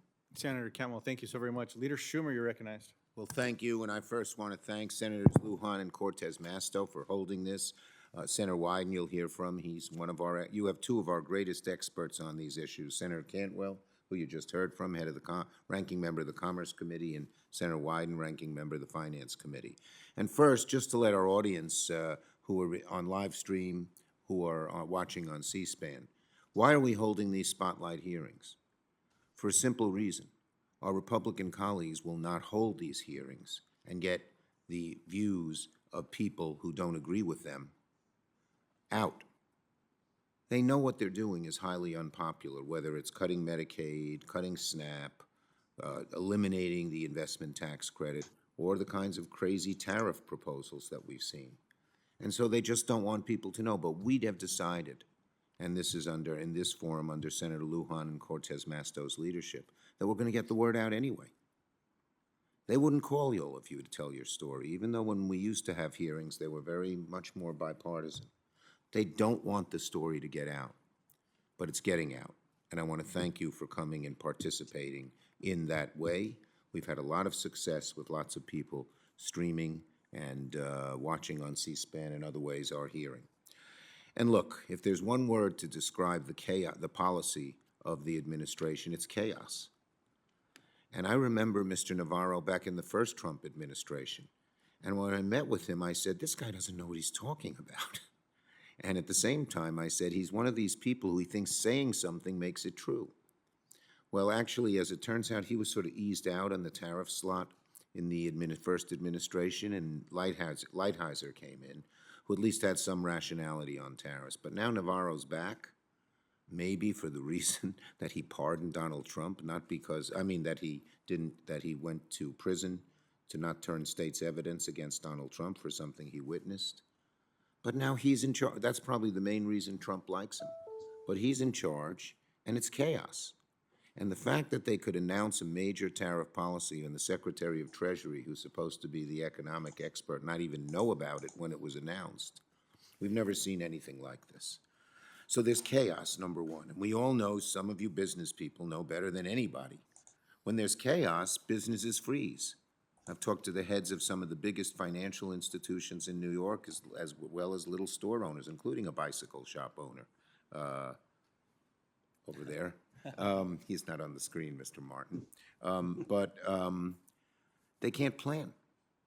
If you don't know what's going to happen 3 months or 6, and so it freezes the economy. And when it freezes the economy, it means that new jobs aren't hired, new contracts aren't fulfilled, et cetera. So that's one of the great dangers. But the other is it raises costs on people. And if there were a rational policy, I've been a China hawk my whole career. And you know, a good tariff policy would have had the rest of the world allied with us to get China to play fair. But instead, this policy has done the perverse opposite. It's gotten all the countries of the world to be with China against us because they think Trump is erratic, vindictive, non-rational, call it what you will. And so we're stuck with these tariffs, and the courts sometimes say yes and sometimes say no. But until they're gone, the American economy is not going to, it's gone and restructured, is not going to advance. If fully enacted, it is estimated that the GDP would go down by 8%. That's like an asteroid hitting the economy in a certain sense. Wages down 7%, cost middle-income households $58,000 over their lifetime. I mean, it's just wacky. And we estimate it would cost the average household $2,500 a year, $4,700 a year if the global tariffs go into effect. And one of the things Trump has said about this is that he wants to do it so he can cut taxes for the wealthiest people in our country. Now, you know, there are a lot of millionaires and billionaires in this country who've made a lot of money. God bless them. I don't resent them. But they don't need a tax break. And certainly they don't need it coming out of the wallets and pocketbooks of the average American, who's going to pay so much more. Hikes on food and clothing and cars and textiles, shoes by 30%, apparel 28%. Cars could go up by 10% long-term, $5,400. Building new homes cost $11,000 more. So the bottom line is there are two reasons that these are very bad, among others. One is chaos. It just freezes business. The other is it imposes costs on working families, all to help families that are doing well. We're opposing them with everything we have. I thank Senator Luján. I thank Senator Wyden for his patience, and I thank our great panelists. Thank you for being here. Leader Schumer, thank you for being with us today. Senator Wyden, Ranking Member of the Finance Committee, you're recognized, sir. Thank you very much, Senator Luján. It's great to have you on the committee, great to have a leader here. And You all have been wonderfully patient. It's been a hectic day. I think as much as anything, we're trying to link the substance of the policies we pursue with some smart ways to kind of communicate. I always say when I'm home and I have these town hall meetings, I've had like 1,120 of them, I say, let's talk about the Republic. Caviar over kid. That's kind of how I started off. And then I say Mar-a-Lago over the middle class. And you get a sense that we can start talking about these issues in ways that are understandable and pretty straightforward. And out of those kinds of efforts, you find projects that help us, and this is what Senator Luján and Senator Cortez Masto have done with such a service. You get an idea of how to come up with policies that make sense, and you can help us with that. Senator Warren and I, for example, recently, we pointed out that retired people are really suffering as a result of these tariffs and the like, and making it hard to get their opportunity for a decent retirement. And what we're doing is we're driving those kinds of issues to where Trump has just left kind of reality and the real needs of the people who suffer from all this chaos. For example, Trump initially said, when he heard about some of the people having real problems paying their bills and seeing prices go up, he said, well, it's just pain. It's pain, and well, everybody ought to go along with the pain. So I was home and I was having these town meetings. Known Thea for a long time. She knows about my shady past with the Gray Panthers. And an older woman came up to me and said, I'm 82 years old. President says I'm supposed to take a lot of pain. Well, I'm having trouble paying my bills now. What else am I going to get besides the pain? What else am I actually going to get? So as we try to sort through these issues, one of the most important ones has been to make sure that people who are working hard, and why this program that my colleagues have put together has been so good, will get a dignified retirement and don't have to accept Donald Trump's vision of what is okay, that they have a lot of pain and maybe they go without taking their medicine, or they can't go to the market and buy chicken or something that might give them some better nutrition. So Thea, why don't we just get your take on this, because you've worked with us often, before, and I was Oregon's first Democrat to be elected to the United States Senate in more than 30 years, because these were the kinds of issues that really mattered at home and what I've tried to emphasize. But what do you think is kind of the path forward, Ms. Lee, when you have a president of the United States saying that older people who are having real problems making ends meet, and he's raising their expenses, remember he said he wouldn't do it, raising their expenses, and tells them, well, that's the way it goes, just accept the pain. What do you think the response is? Well, thank you, Senator Wyden, for that question. I think we're all struggling with how do we communicate in this moment of time. But at the end of the day, the president has weaponized the trade debate in a way that is truly dishonest, that he is trying to buy into people's pain to say, oh, you didn't like inflation, you didn't like globalization, you didn't like companies moving jobs offshore.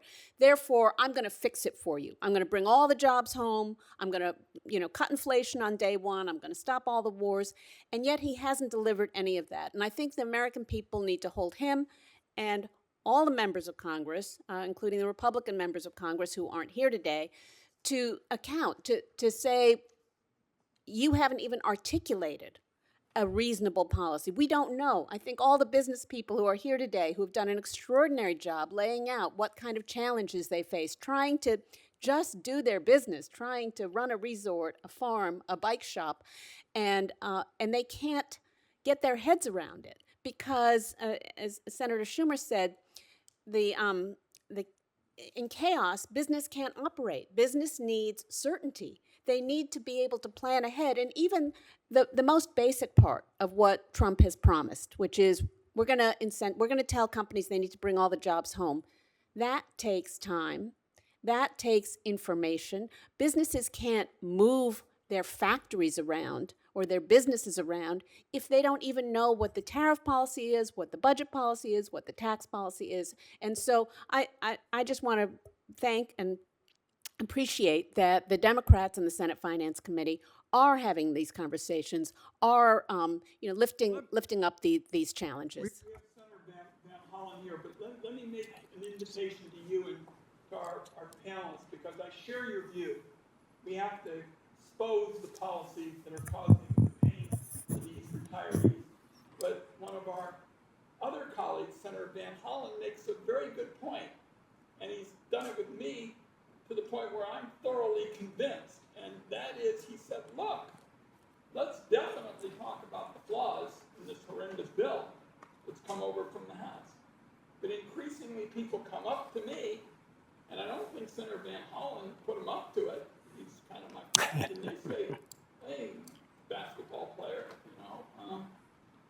we hear you don't like the Trump stuff. What are you guys for? Well, Senator Van Hollen has been making a very good point, and I see my friend Senator Luján nodding his head because he's probably heard about it. We talk a lot about people around here making under $400,000 not paying more taxes. Well, we've got a lot of kids and young people, gig workers and the like, who probably aren't going to make that money in years and years, and they want to know what we're going to do in terms of the tax code. So we look forward to working with you. That's a part of the chaos, and this is not an official proceeding or anything, but I'm sure glad Senator Luján is running it, and I'm glad that he's going to make sure that we put this in the to be continued part. Thank you, Mr. Chairman. Senator Wyden, thank you so very much. Senator Van Hollen, you're recognized.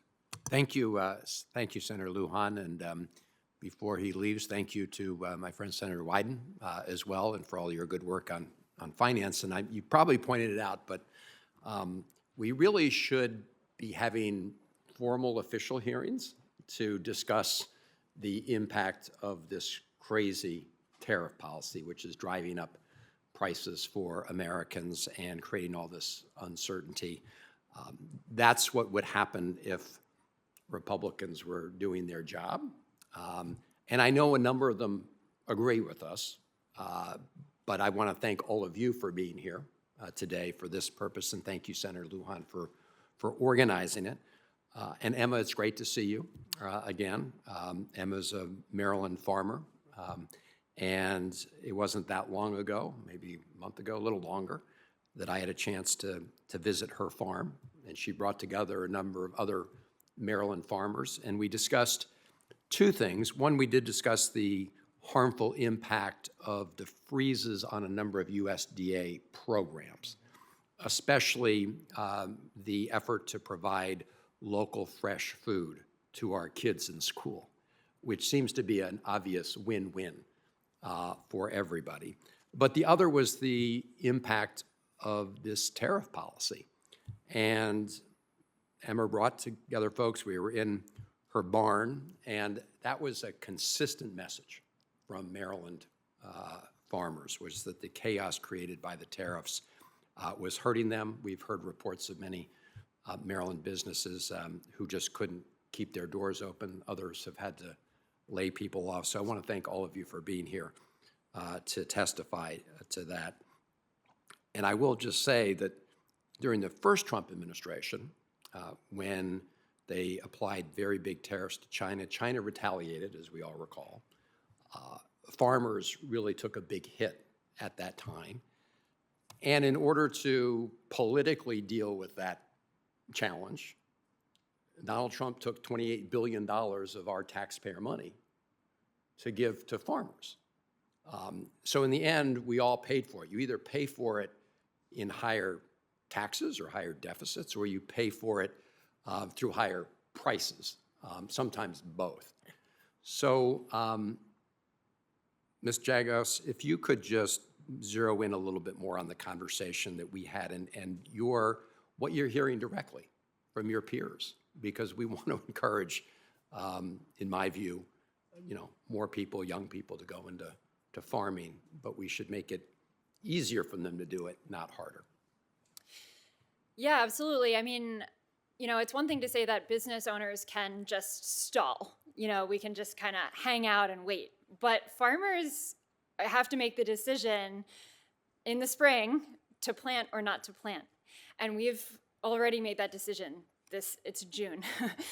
We've already planted. And so farmers are kind of sitting back, tending our crops, cultivating, irrigating, putting more and more effort and inputs.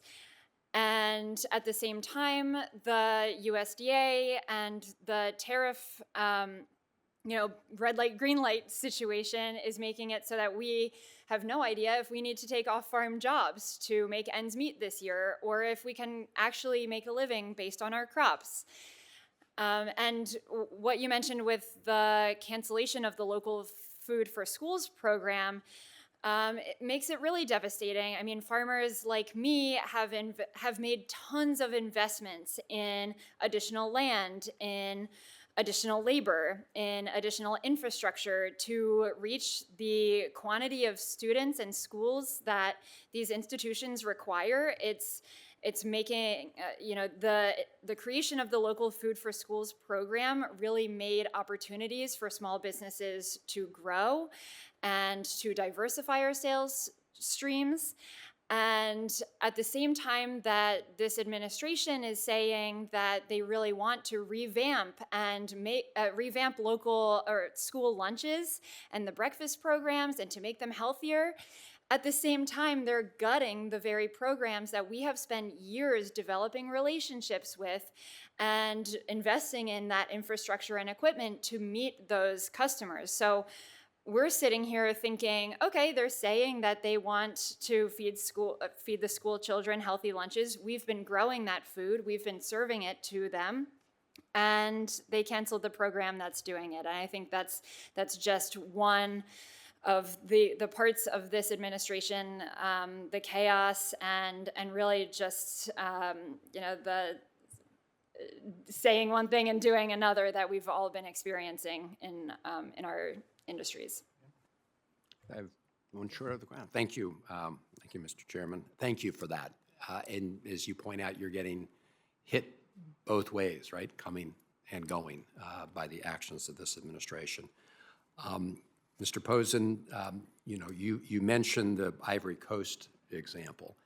And I think all of us want to see more exports of American goods. We want American businesses to be able to produce goods that are purchased overseas, and we should really work to open markets for those goods. But I think, as we all know, running a deficit with any particular country is not in and of itself a sign that we're not doing all we can to encourage American exports. Can you elaborate on that? I mean, maybe you did it in your opening statement, but I mean, I think the Ivory Coast example is a very good one because we have lots of people in the United States who help use the inputs of cocoa from the Ivory Coast for their own coffee products. We don't have the land or the temperature or the climate to produce that same product. And so by raising the cost of those imports, we're simply raising the costs of coffee for Americans and putting those producers. Can you? That's I think a good example. But can you just also use that and talk about this broader principle regarding it's not just a arbitrary. It doesn't make sense to just say arbitrarily that this is bad to run a deficit in a particular case. Senator Van Hoen, exactly right. I will try to generalize from your lead. It's very easy to think about in the context of specialized agricultural products, even though the Trump administration doesn't seem to get it, that there is no world in which I will be growing coffee in Virginia or vanilla even in Maryland or bananas in Vermont or picket. And there's no reason, there's no advantage to depriving American consumers of that as an input to their lives as well as to other goods that American companies and workers provide value added to. And there's no reason to deprive the people of Madagascar or Ivory Coast or Brazil from making an honest living selling us something we want that is not unfair to us. So the very idea that the Trump administration, first term and now, that bilateral trade surpluses or deficits matter is completely misleading. Now, not everything is one of a kind. You can't grow it here. But there are some things that we don't want to make here. As a number of your colleagues on the committee and a number of the panelists have said, we want good jobs. We want high-paying jobs. There is no world in which screwing little screws into the backs of Apple iPhones will create good jobs for Americans. They might create good jobs for people in Cambodia. And that's not a slap on the people in Cambodia or a slap on the people in America. It is a question of, at a given country's background of capital, of training, of available resources, of people, what is a job that is their comparative advantage? There are specific industries where we can talk about, like with Airbus versus Boeing, or semiconductor chips, where we can talk about a comparative advantage that is created through industrial policy or is unfairly taken away from industrial policy, and where good jobs are at stake. But it's no way to run a trade policy to assume every trade deal and every transaction is exploiting Americans, and every other country that has a surplus is exploiting Americans, whereas actually this is exploiting working people in order to be able to sell exemptions. Thank you. I'm glad you clarified that. I think all of us, I know Senator Luján and myself, believe that the United States should use all the tools that we have when it comes to very strategic industries like chips, like some of our clean energy supply chains, other things like that. But to do this across the board, as you point out, really just hurts the American people. And again, I want to thank all of you, and I'd be remiss if I didn't also thank Ms. Thea Lee for all her input and advice over the years. But to all of you, thank you for your input today. And as I said, this is something really we should have both Republican and Democratic senators listening to, and I wish they were here. Thank you, Senator Van Hollen. Ms. Lee, did you want to respond to that as well? I just wanted to add one point, Senator Van Hollen, and to build on what Dr. Posen said, which is that even with a country like Cote d'Ivoire, for example, and products that we don't produce ourselves, it may be that there are issues like child labor in the production of cocoa or unfair labor practices in coffee that we do want to address, as we said, strategically and in a targeted way with trade policy. We might be reviewing our generalized system of preferences, our benefits. But that kind of conversation is very pointed, and there's an outcome at the end, that we are trying to make sure that workers in other countries with whom we do business are treated according to the internationally respected labor standards. And so that would be an example of how we might want to use tariff policy strategically according to the unilateral preference programs we have in place or the trade agreements that we've negotiated as a way to change behavior. But we can't change behavior if this administration never communicates what its goals are. Thank you. Yeah. No, thank you for that additional point. Well said, Ms. Lee. Ms. Jagas, with questioning of Senator Van Hollen in and around the Nutrition and Farm Bill, I have a list of 4 programs of the many that have been devastated by the Trump administration. These ones are specific for encouraging more work, more market between small farmers and schools and food banks and senior centers. I mean, it's billions of dollars that were devastated. And some of the farmers and ranchers I've spoken to in New Mexico, to your point of a year ago, there's a conversation before you even get to the spring as to how are we going to plan what we're going to plant in the spring. And you might be visiting with some potential customers or different programs. In this case, nutrition programs are to support seniors, kids, veterans, folks that need access to healthy food, that deserve it. So a lot of planning took place. Contracts were entered into. people decided what they were going to plant. They planted it. Well, now that it was getting closer to harvest, these programs were just canceled overnight. And now they're struggling to try to find somewhere to go and see if they can make ends meet. They're going to operate in the red. And while that's happening, to the point that Senator Van Hollen also made, the Farm Bill is being jeopardized by this big, beautiful nonsense, this big, beautiful betrayal because of what they're doing, going after nutrition programs. They say they're helping folks here and helping folks there. The national sales tax, the tariff. I mean, it's one thing after another, and it's already hard enough to live as a farmer and as a rancher. So thank you so very much. I'm hearing about this from folks back home. Mr. Martin, again, I want to thank you for being with us today, and especially having you here as someone who, I'll claim to be a mountain bike enthusiast. My people that I ride at home with, or that watch me ride, or try to keep an eye on me on Strava, they would disagree with that. But I'm still going to call myself a mountain bike enthusiast. I like to get on a trail whenever I can, and I did it a lot more before I had a stroke 3 years ago. But getting on a bike is one of my favorite things to do. And relying on businesses like yours, whenever you need a bike part, looking at frames, things of that nature. People across the country that like to get on a bicycle, they know exactly what I'm talking about. You employ people. If your business takes a hit, it's going to hurt folks back home in New Mexico. You already talked about an investment that was going to be made in Nevada that you're having to look at. Mr. Martin, you wrote this since February, if I got this correct. BTI has racked up over $100,000 in new tariffs. Now, my question is, how sustainable is it, that kind of expenditure for a company like BTI size, and what trade-offs would you have to make as a result? Right. So with 6 digits and growing in new tariffs, the solution is for price increases to happen.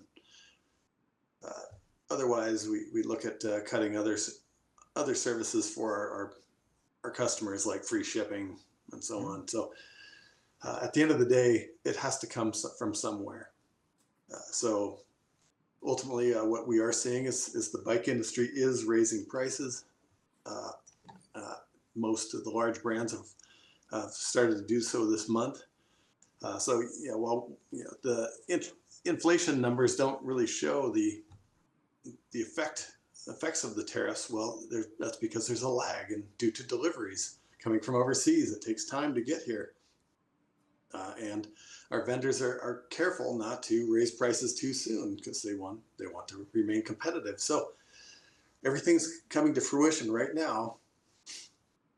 This is we already have raised prices on thousands of products in our catalog, and we'll continue to do so because of tariffs, because those dollars have to go somewhere. Now, Mr. Martin, you also testified that there's some of your customers that have had to cancel entire factory orders of bike helmets due to the Trump tariff. Do you foresee a shortage of bicycle helmets, which are mandatory for children in many states, including New Mexico? Correct. Virtually all bicycle helmets are made in China, and when tariffs go to 145% or even 30% more, they become too expensive for the consumers, and therefore the factory, the brand is saying, no, we're not going to do the import. So at this point, we are seeing there's certain brands that have determined they're not going to buy any helmets this year. There will still be some helmets, but there's going to be a shortage. Well, Mr. Martin, when these helmets are being sold in the U.S., they have to meet certain safety standards. That someone like myself that had decompressive surgery after I had my stroke, and scar on the back of my head reminds me every day of it, that if these helmets don't protect you when you take a fall, and look, if you're riding on some of these trails and going over rocks and stuff that I probably shouldn't be, you're going to fall, and you're going to hit your head. Well, you want the helmet to hold up, so that way you're not getting crushed in. Is that fair to say? Absolutely. Helmets are there helmets save lives. It's proven. And Now that's the why. reason, Yeah, well, go ahead. just real quick, if I might, the reason I'm asking that question is if there aren't safe helmets on the market, is it fair to say that there's going to be knockoffs and counterfeits for sale? That's correct, and that's why it's so important that we close the loophole that's known as de minimis. Currently, anything $800 or under can sneak into the country without any kind of tariff on it. So you've got counterfeit products, you've got substandard batteries for e-bikes, you've got uncertified helmets coming into our country. That we need to close that, or at least revise that policy, lower that de minimis threshold from 800 down to something a lot lower. So what I'm holding in my hand right now is a counterfeit knockoff bike helmet. That's crushed. This was crushed by me. This is what happens when there's counterfeit nonsense out there, and if someone has a head injury, then what the hell's gonna happen to them? And so extrapolate that. Like, this is just a helmet. What happens to all the other goods? That there's gonna be knockoffs and counterfeits, and people are just trying to save a buck, and they're still being sold. You can buy this today. I won't tell you what website, but all of you have the app. It worries me and it scares me to death that if I or someone my age or a little older goes down, or a young child, or they get hit by a car, they might die. I'm really worried about this. Mr. Wright, Senator Cortez Masto talked about the importance of tourism and people visiting. New Mexico has that same economy where we depend on people coming to visit our beautiful state, and I would argue the most beautiful state in the country. I won't go there. I won't ask you to say that as a Vermonter, sir. Yeah. But specific with ski slopes, you're having to run this business. It's, you're looking at people coming through, ski lift tickets, things of that nature. But do you also make investments with infrastructure on your mountains? Sure, What we kind of have. things do you have to buy every year? I'm thinking of those chairs that, we get on, but can you talk to me a little bit about that and what the tariffs are doing with those decisions and impacts? Yeah, thank you for the question. We recently were at the table with a lift manufacturer to replace one of the chairs that isn't a super pressing need to be replaced, but something that we should. It does drive top line revenue, so it's something that we've considered. We got to a certain place with respect to the cost against it, and before we had the ability to sign a contract on it, the prices went up 30 to 50%. So it immediately costed us out of that, and we'll have to move down the road a bit and see if we can't figure out another option. There aren't a ton of lift manufacturers that provide the sort of lifts that we need. So, and all of them are going to have to, come to bear against what steel costs. These aren't sitting on shelves anywhere. Right. These things are manufactured when the deal is signed. So even they don't know what's coming down the road 18 months from when it takes, they start construction of a lift to when they're able to deliver it. And if a chair goes down and you're not able to replace it or things of that nature, then the mountain shuts down. You lose money, right? So I've heard from the chief planning officer of Sandia Peak and Pajarito ski areas out in New Mexico. We have some beautiful mountains back at home, but they've been telling me about the price inputs as well, as they're looking to make investments, improvements, looking at safety for all of their customers and clients as well.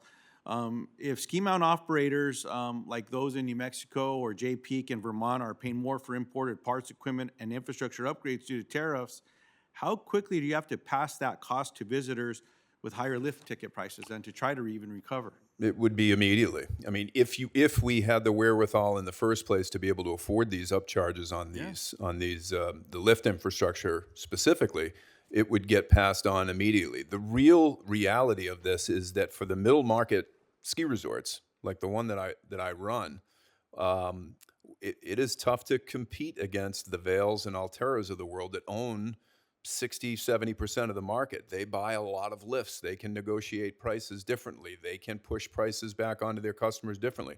This middle of the market, which is where I live, it's very difficult to do any of that.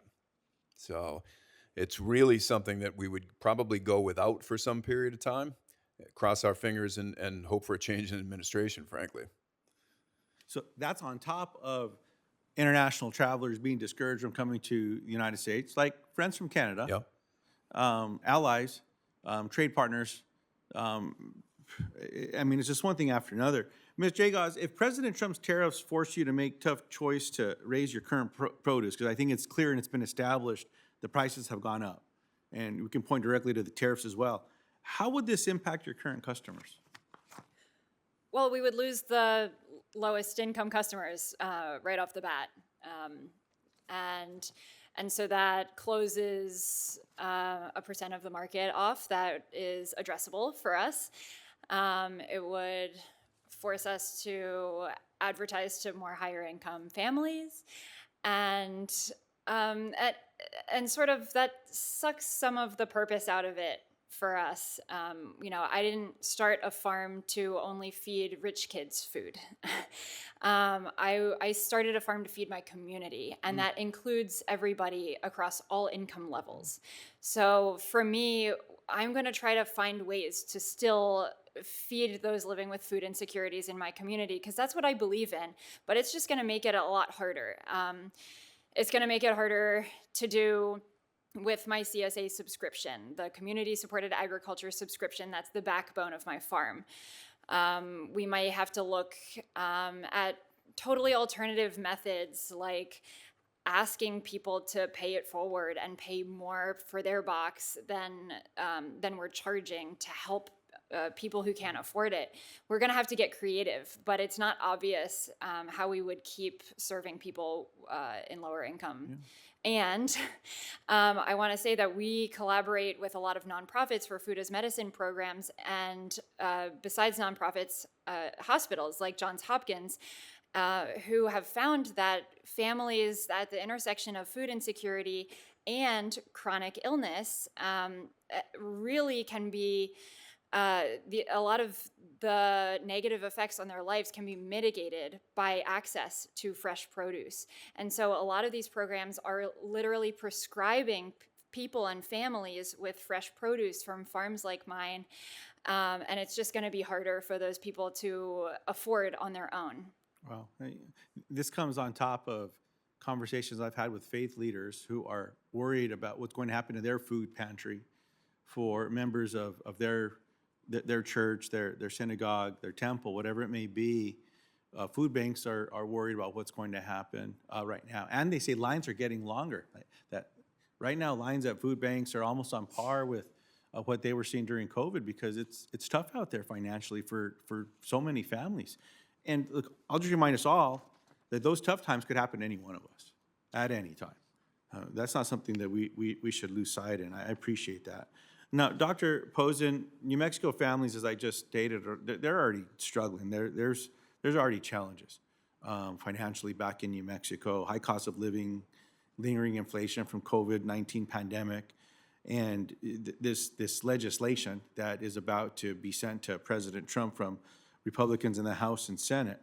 It's going to make it worse. It's going to make it tougher. Now, in your testimony, you write that President Trump's trade war and budget reconciliation plans will deliver a, quote, double whammy to working class families. Can you elaborate on that?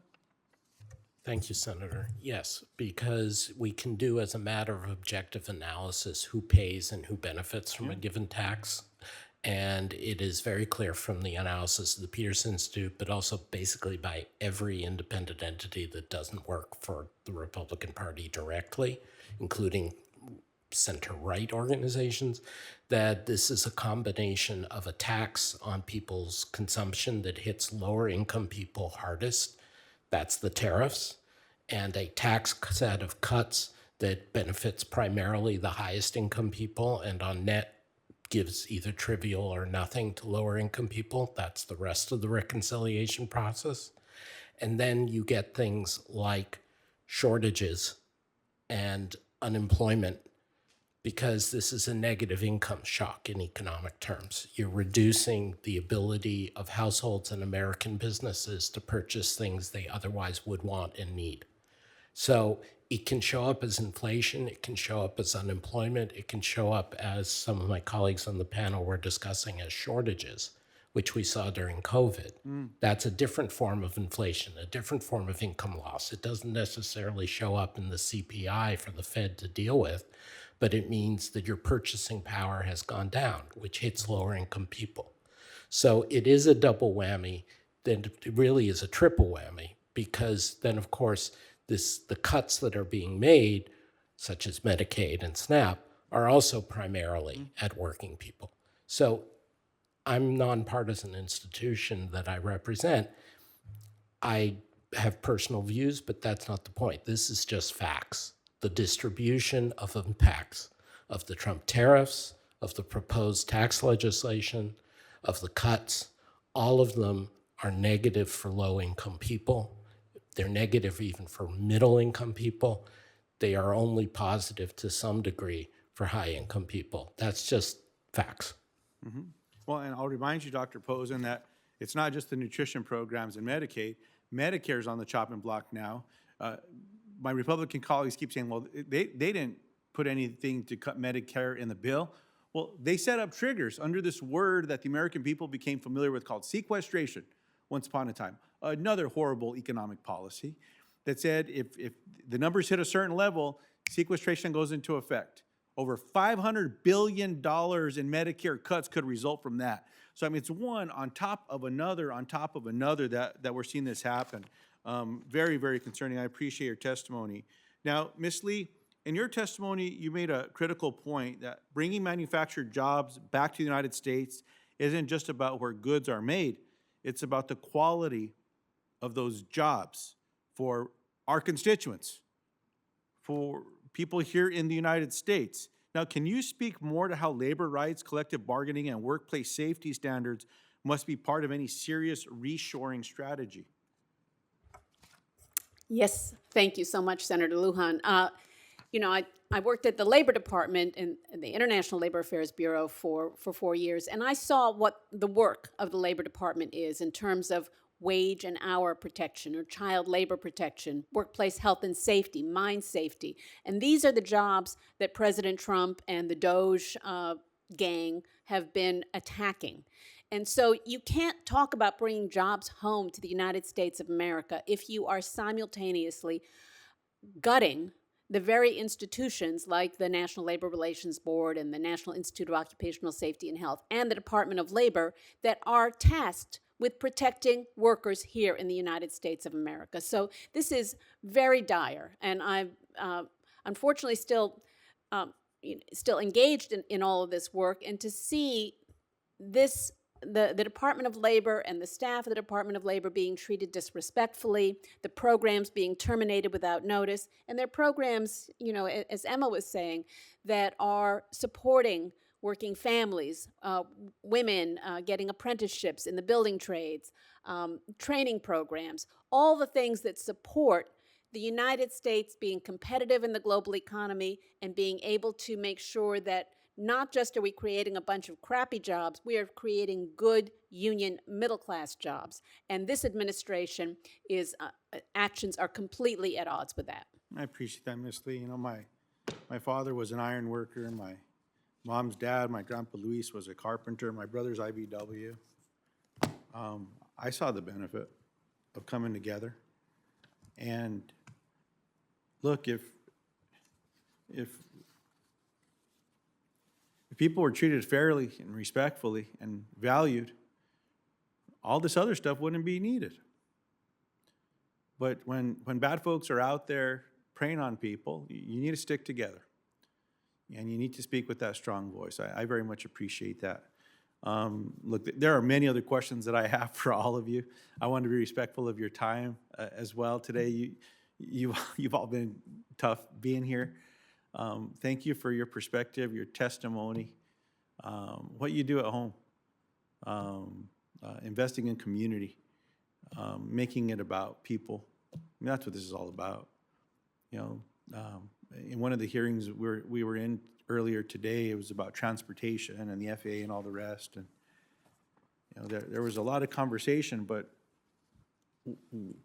part of the conversation pointed towards faith. And I used the opportunity to ask the person to be nominated by the president if he was familiar with a certain passage, which is essentially part of the golden rule, which is, do unto others as you want them to do unto you. Treat others with respect and dignity. That's how we want to be treated as well. And what happens when that doesn't happen? What happens when that's not extended? And extrapolate that in every part of life. We're worse for it. And I just hope that we can get back to that better place, being honest with the American people in this case. Complex tax policy, tariff policy. Explain it. Tell the American people what it's going to mean to them and be honest. There's some folks that deserve tax breaks and tax cuts and should be prioritized.